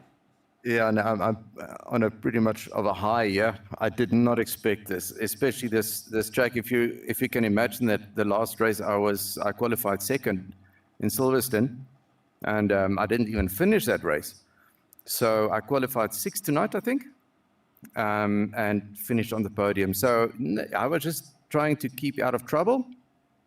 I looked after my tires, and yeah, here we are. And you were in a fight with Andre Macheka for some time. What was the game plan now knowing that you were on the podium? You had a busy time. We saw you getting flooded by hypercars, LMP3s. You were in a fight and landed up also going door to door against a couple of the hypercars and LMP3s while trying to hold on to third place. What was the game plan at that point? Well, I noticed that he was gaining on me slowly, but I wasn't too concerned that he was going to catch up with me. I was trying to get past Estienne, that was in second at that stage. And so eventually I got past him. As I passed him, I went into the pits for my stop, and he did a better stop than I did. So him and Andre exited in front of me. But luckily for me, Andre made a little mistake, and I was able to pass him for third at the end. It was absolutely incredible to see the fight. Now that the rejuvenation of you've got that pace, you know you can take the fight. What's the game plan heading into round 3 next week? We're going to be fighting out at Algarve, something that's a little bit newer to most drivers. For yourself, you've done there before and had some varying success. What's the game plan? Yes. I'm going to build on what I did tonight. Basically, just I think it's more focus on looking after your tires and endurance than sheer all-out speed. I'm never going to be able to stick with Johan there at the front. He's way too quick. I don't know how he does what he does. But whatever the game plan was for tonight, I'm going to just build on that and hope it works for me the same for the next race. Absolutely incredible stuff. Well, before I let you go, it's been a while since you and I have had a conversation in the commentary box. A very long time. It's about 2 years, if I put it to that. I reckon so. Yes. So yes. It's wonderful to have you, but anything you would like to say to all the race admin, to our sponsors here at RaceFace.Pro, and most importantly, and I think you can agree with me, all the amazing virtual petrol heads out there in the virtual grandstands cheering you on and being a part of the show. Absolutely. No, it's amazing. These guys are amazing. The amount of work that the admins put into this is absolutely astounding, to think that they do it in their own time and they really come to the party and make it happen, and they accommodate everybody. All questions are answered and everybody is feeling welcome here. And then obviously these sponsors are just incredible that they invest in a sport like this. Esport is really growing, so this is where the action is, and let's build on it. Absolutely wonderful, wonderful stuff. Well, thank you so much for joining us. Congratulations on that third place. And I look forward to chatting to you next week, going for a victory. We hope so. Well, you got a second in qualifying. You got a third now. The next one is a victory. That's the game plan. There we go. That is it. Absolutely. Thanks, Stephen. Take care, man. Maton coming in, having a chat. Third place in our GD3s, putting in a phenomenal show. We also got Martin Jacobs, so we'll have a chat to just before we move on to our hypercars, because we'd love to get a bit of an insight on what happened to him after a stellar run, and then it all looked like it fell apart. But let's bring in our second place here tonight in the GD3s, out in the Lamborghini, Esteban Pretorius. Welcome to the commentary box. And what a race, from going and fighting out in first, fighting out with your teammate, then dropping back, having a fight with the likes of Cremonton, having a fight through the field, LMP3s and hypercars diving on you. It must have been quite busy there. Yeah, I mean, I'm sure I don't have to say that Imola is quite a narrow track, so traffic management was rough. It didn't affect me as much. I was lucky throughout almost the entire race to not get into hairy situations, but yeah, it was a tough race. Now take us through the start of the race, because it landed up with a couple of hypercars and our LMP3s fighting up through the field while we saw you battling out with your own teammate. Yeah, so the start, I stuck to the outside, and then Johan got blocked on the inside by some LMP3s, and I managed to shoot around the outside, jumping him, and then maintain that gap until I made a silly mistake, which led him back past me, and then yeah, it basically stayed 1-2 till the end of the race. We ran a clean race, and I got a good result. Well, it was definitely a great one indeed. Well, now I got you here. Any ideas heading into round 3? You're leading out the championship, but it looks like the pressure is being mounted on. Heading to Algarve, what's the game plan for the Lamborghini? Oh, honestly, I've never driven the car there, so I don't know. We'll see what happens. We'll see what happens, I guess. Absolutely great stuff. A stellar run on your part, and we look forward to seeing you there. Anything you want to say to the admin, to the teams, the drivers out there, to our sponsors here at RaceFace.Pro, most importantly, everyone out in the virtual grandstands cheering you on. Some in the driver's seat, like Yuppie Simons, who just couldn't get enough of you. You had to fall behind in the race to see you more. Yeah. No, shout out to you, Stephen, for doing the commentary. It's always appreciated. And everyone at RaceFace for organizing, all the sponsors, all the admins. Shout out to the RTA boys and Johan for winning the race, Kyle for winning the LMP3 race. Yeah, just everyone involved, everyone watching. Yeah, just a shout out to everyone. Absolutely great stuff. And well done on your second place, going and putting a 1-2 for the RTA team. Esteban Pistorius in the Lamborghini, showing off some great prowess. But now let's bring in our first place of the GT3s. Johan Blicknote, come in for a chat. Buddy, last time you and I chatted here, you were in a different set of colors, a little bit of green. This time out, you're going and sporting yellow, black, and blue, but you're walking home with the gold. How are you feeling? Hi, Stephen. Yeah, it's good performing for a new team as well. Yeah, the nerves are going. I have to catch up in this championship again, but it makes it a bit more spicy going to the end. Well, it was definitely a great moment on your side. Take us through the race, because a lockout in the qualifying seemed like it was going to be a bit of a challenge, but all of a sudden you got in your stride and legged it past the field. How was it out there with a little bit more clear air compared to your competitors?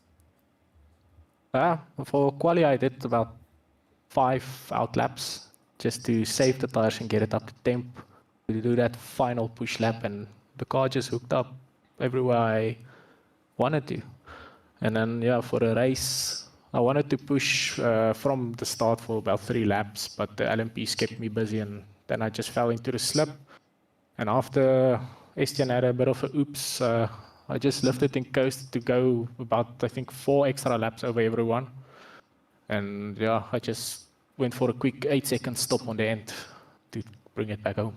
Well, it was a stellar run indeed, and kept a clean one. Now with the motivation, getting a victory here tonight, what's the game plan for next week heading to Algarve?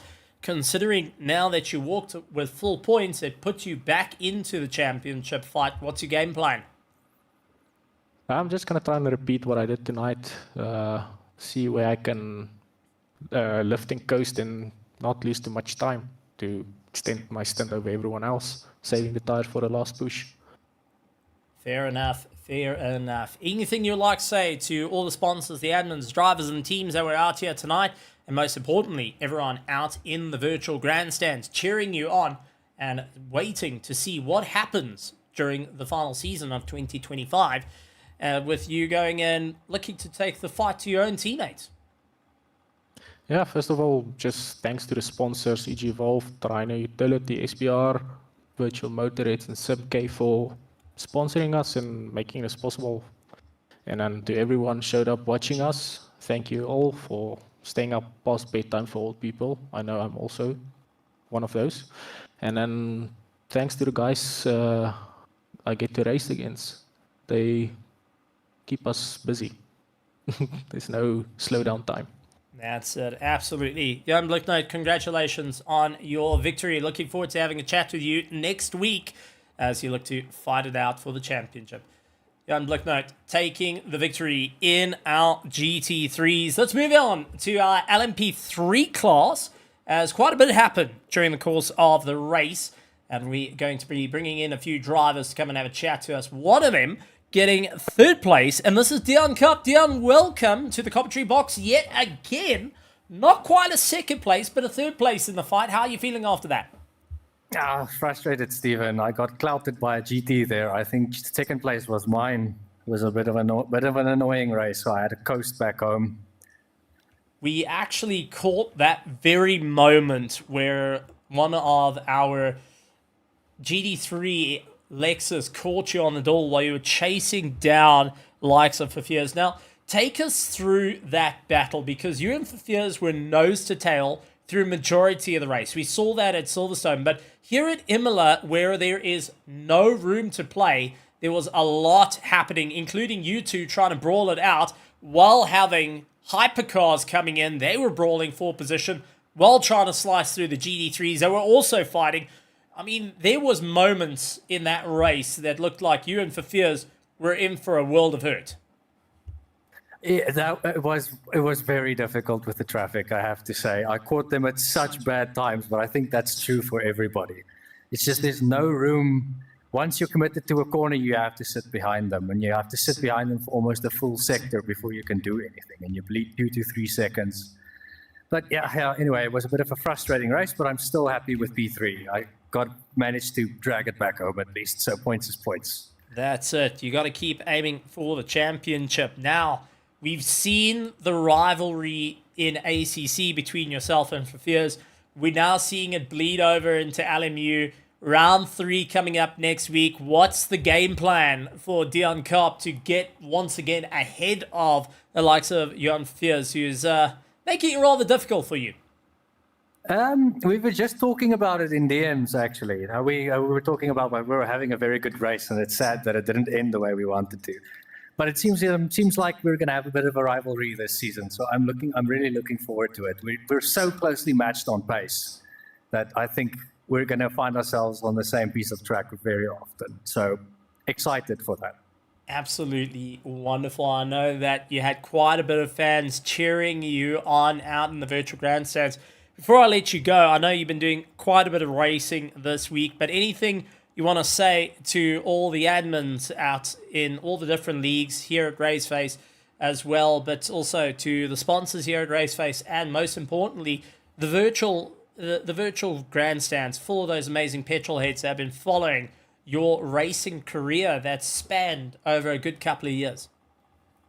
No, just thank you for continuing to watch. I mean, the racing is so exciting. The RF leagues are always a lot of fun, and RF does RaceFace does a really good job at getting these events organized and getting everybody together for some sim racing, which is what I live for. I love sim racing, and I always will.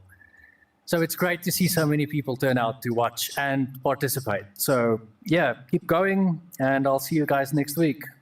Absolutely wonderful. Dion Kopp taking that third place in the LMP3s. But that being said, we don't have the likes of Fafirs for a little bit of a chat. That's rather unfortunate, but we look forward to having a chat with him next week when he battles it out to reclaim that fight against the likes of Dion Kopp. That being said, let's bring in our first place, another dominating victory for RTA. We got Carl Oosthuizen to come and have a chat to us.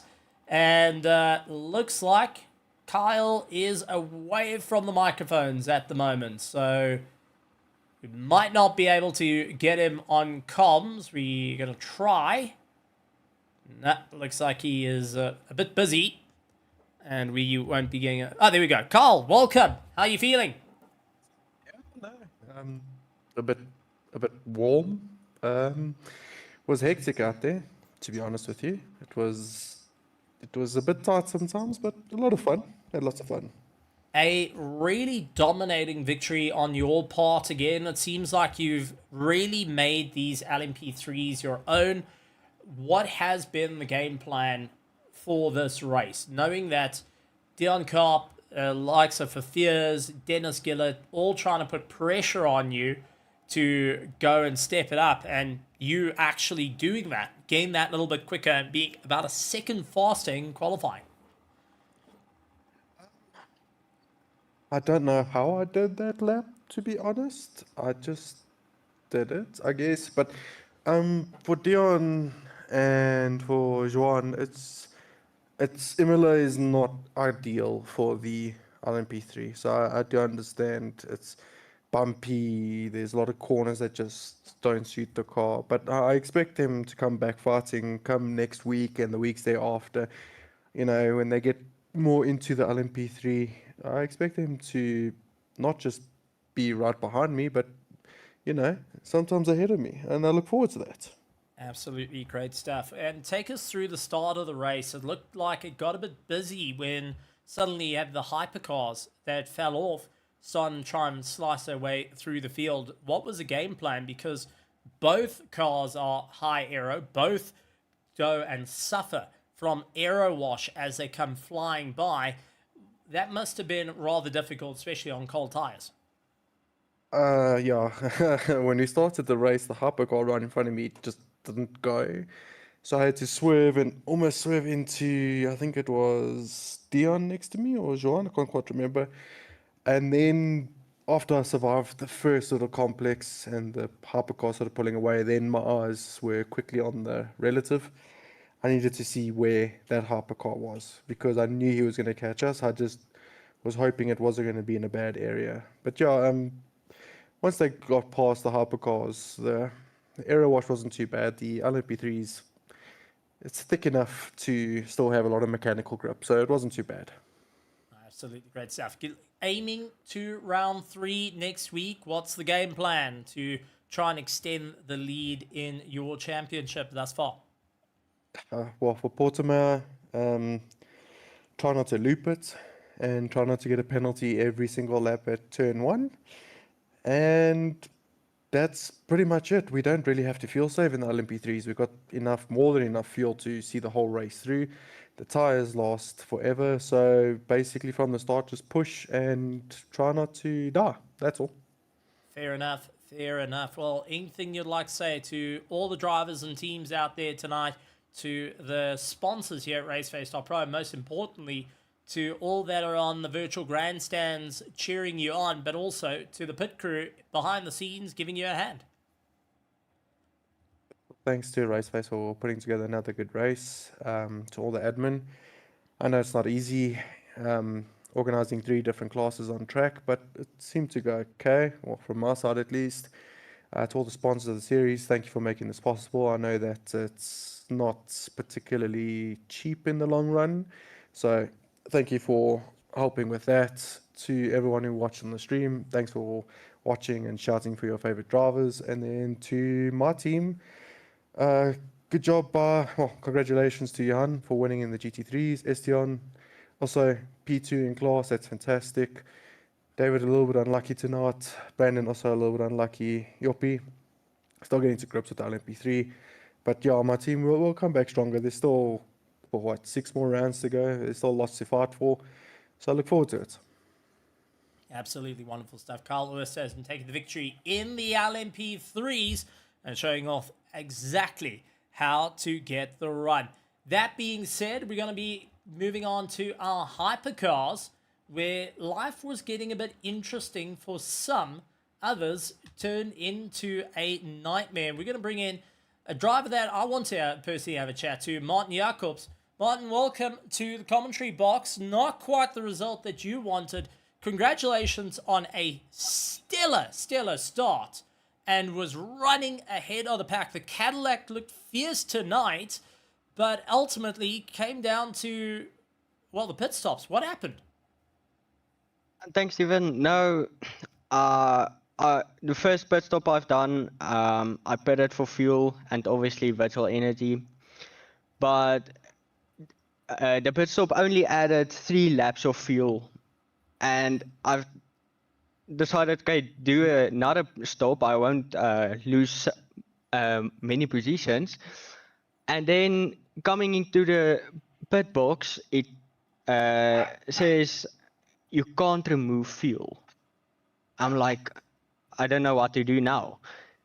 For the 3rd time, I've increased my fuel ratio, and it still didn't give me enough fuel. And tried it a 4th time, and still no fuel, and that's my race over. Only 1 lap of fuel left. So all coming down to fuel ratios and fuel stops. not quite ideal, but still, I mean, take us through the start of that race. You were in a fight with Crystals, nose to tail for a good long time. How was it being out there in the front, especially in a car that most people have shied away from since the start of LMU, and now that you've taken the fight to the two-time champion here in RaceFace? Oh, the race start was stressful. Got a better launch off the line than Crystals, and yeah, to keep him behind me, it was stressful. And then I just saw the gaps starting to get bigger, and yeah, it was stressful at the start. There, I've taken it easy on the brakes, but yeah, it was fun for the first couple of laps. Well, it was still stellar to see you out there. You got a second place in the last round, a DNF, unfortunately, in this round. What's your game plan heading to Algarve, Portimão next week as we look to fight it out for round 3 of the championship? Oh, my game plan is to aim for a win, to make up the points I've lost this race. And yeah, it's not going to be easy, but we'll see how it plays out. Absolutely wonderful to hear. Mon Jacobs, unfortunately a DNF here tonight, but was one of our top runners in the early going in the Hypercars. Wonderful to have him come and chat to us. That being said, we're going to bring in our third place, making his debut tonight here in the Hypercars for the LMU Championship here at RaceFace.Pro, Henke van der Berg. Henke van der Berg, welcome to the commentary box. And man, oh man, from getting a victory at Project Vapor not too long ago to third place here at RaceFace in a Ferrari 499, how are you feeling after that? Hi, Stephen. I'm really happy about my podium, especially coming back into RaceFace. So yeah, I'm really happy.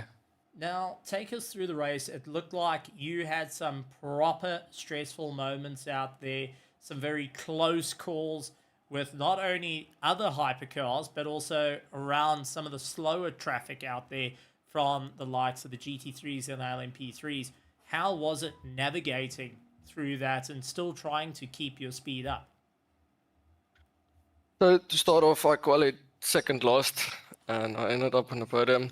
And yeah, I just held my nose clean through the entire race. The traffic management through the GT3s and LMP3s was quite hectic. There were a lot of spins, lots of contact, lots of going off the track, and yeah, just try to keep my nose clean and everything like that.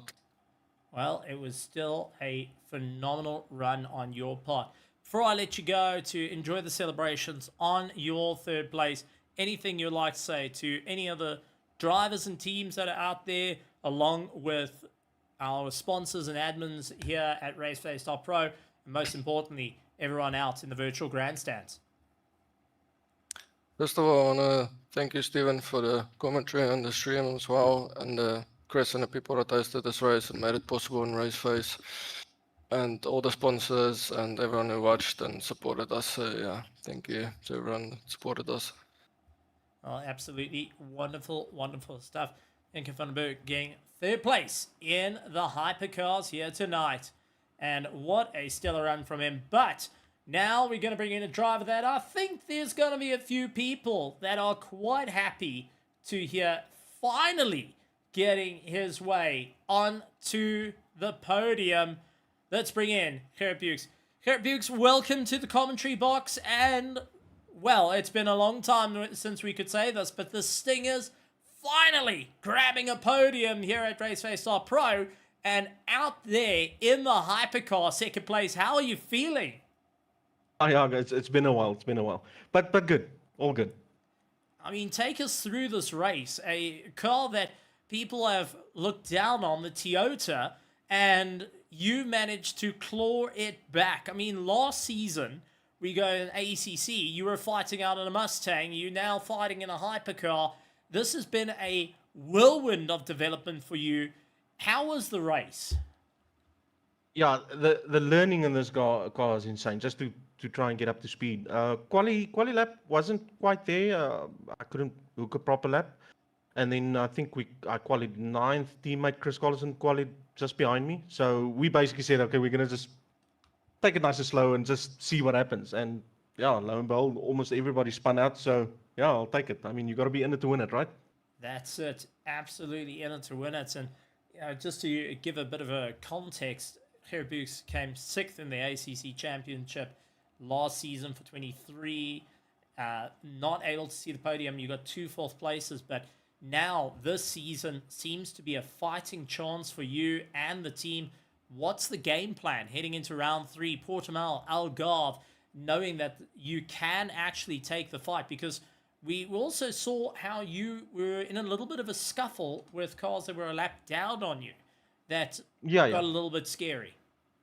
So I think with this, with the Hypercar compared to the GT3s, there's a lot of management that goes into these cars. So was managing fuel, managing tires, and not really pushing for outright pace. And I nailed my fuel. I think I crossed the line at the end there with 0.7 laps in the car, so I got it spot on. And I was just managing tires and fuel, and I had a short pit stop just because of that. Good fuel in the car, so yeah, it all came together. Everything worked out. Well, an absolutely stellar run, and good to see you out there. You stretching the gap properly to your teammate Chris Collison. What's your game plan next week to try and move forward? Yeah, learn the circuit. It's a circuit I don't know too well because it's not a circuit that comes up in ACC or any of those. So I need to learn the circuit, and yeah, much of the same. Just try and be careful. Respect the GT3s. There's a big thing there. I mean, a lot of the guys, they come into scuffles with the GT3s and they spin, and there's incidents, and respecting the other drivers, and try and stay clean and hopefully pick up if other people's got carnage. Oh, absolutely great stuff. Well, before I let you go to enjoy the celebration with the team that's absolutely going nuts, we got Johan Bucas busy saying go, go, go. We got Stingers going nuts out there.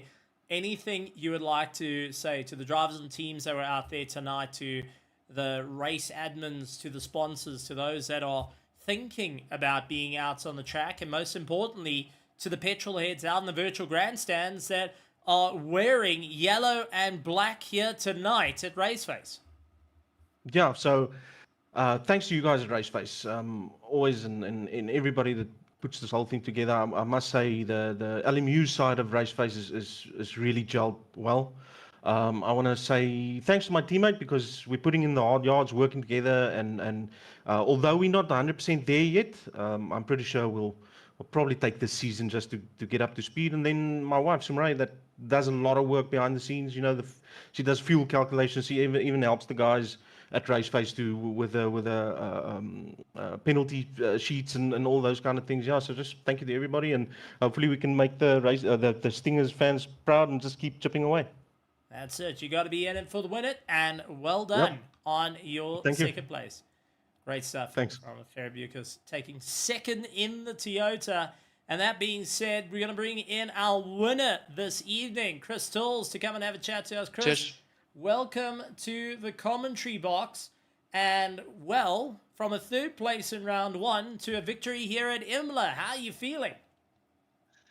Thanks, Stephen. Yeah, I'm feeling really good. I came into the race knowing that maybe a win was on the cards, but yeah, I got to admit, those last couple of laps, I had lost a bit of hope, and figured I'd settle for the 2nd place, and got a bit fortunate. But yeah, happy with the results. A tough race indeed. Now, take us through the start, because it looked like you weren't off to the best of starts. We know the Peugeot, not the greatest off the start line, but it seemed like you were having to fight everyone behind you. Then once you got up to speed, there was just no legs on the Cadillac. The Peugeot just was on the back foot, except for the corners. Take us through that start. Yeah, so I was happy with my start in an isolated sense. I think I reacted well and got the power down well. So about as good as it can get for the Peugeot. Unfortunately, as good as it can get for the Peugeot is just not good enough compared to the likes of the Caddy and the BMW. I think it has a lot to do as well with the different types of hypercars. Obviously, those being LMDHs, they've got the hybrid deployment at any point, and the Peugeot only deploys at over 200 kilometers an hour. So they get really good launches. I knew after qualifying, when I saw the Cadillac was next to me, that I probably wasn't going to be leading out of turn 1. And unfortunately, that came true. I tried to be brave on the brakes, but just too much of a gap. And then, I actually tapped him coming into Acqua Minerale on the first lap because I just got caught out by the speed difference. I was just able to carry so much more speed in the corners like you saw. But I think I was probably like 10 kilometers an hour down on the straight. So no chance. Got a bit unlucky with traffic as well. So I think second was probably where I was going to finish if it wasn't for Martin's unfortunate mistake. So yeah.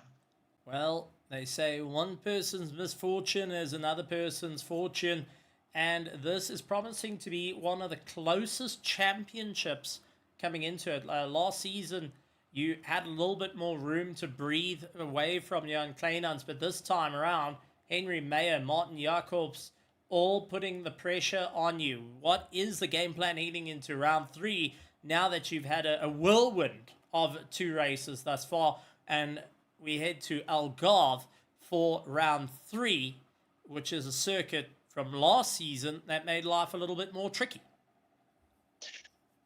Yeah, obviously the pace is incredibly close. Everyone is so quick, and I think it's gonna fluctuate throughout the season depending on the track that we go to, if the cars work there or not. This was a track that I really like, and I feel like I'm quick at over 1 lap, but I was concerned about the straight line speed. So to have walked away with the win is honestly great, and I'm really happy about that. And then coming into next week, Portimão should be a good track for the Peugeot. It's one of Peugeot's stronger tracks, so I'm looking forward to it, and it's one of my favorite. It's probably my favorite track on the calendar, so I'm looking forward to it. Can't wait to go racing, and we'll see what we can do. There's going to be tracks at some point in the season that aren't going to be great, so we've got to try and maximize these that suit us. Well, still some phenomenal driving on your part, and definitely want to walk away with a smile for the Delta Negative team. Anything you would like to say to all the drivers, to the teams out there, to the admin out in the background, and also, most importantly, is our absolutely amazing petrol heads out there in the virtual grandstands that was just cheering you guys all on during the course of this race. Yeah, no, well, as per usual, thanks to you, Stephen, for commentating the race and taking your time to do that for us. It's wouldn't be the same without you, and you make it possible to share the stream with family and friends who also always watching me and supporting. So thanks to them, and thanks to my dad and my girlfriend and my team. Unfortunately had a unfortunate race. It's a couple of incidents, but I think the pace was there, and we can take the positives away and hope to keep pushing at the next one. That's it. Keep your eyes forward, never look back, and aim to the stars. Crystal's taking the victory for the Delta Negative team in the Hypercars here for round 2 at Imola. And what a race it has been, folks.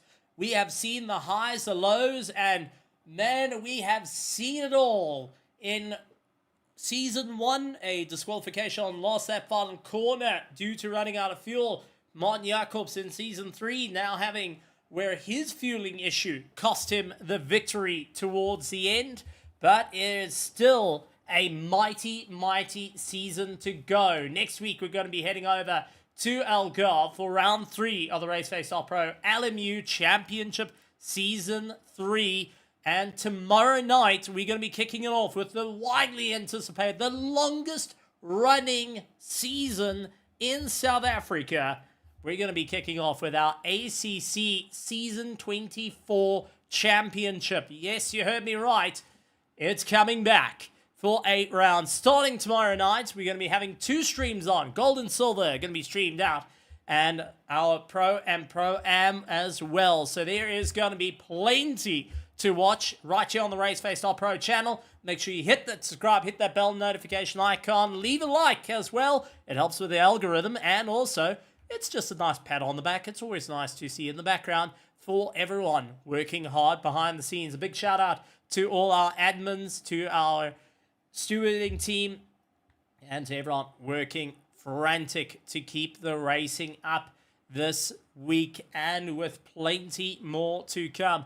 We're looking forward to seeing it carrying on. A big shout out to all our sponsors, EG Evolved, along with Team SBR, Rhino Utility, Virtual MotorHeads, and Simulator Cave, coming in and being part of this amazing show for 2025. And we're really, really looking forward to seeing how it's all going to go. But ladies and gentlemen, boys and girls, got to thank you, especially the petrol heads out in the virtual grandstands, being there, being part of the show, and driving this whole championship forward. We look forward to seeing you guys go and fight it out with us in the championships and support your favorite teams and drivers as they go for the gold.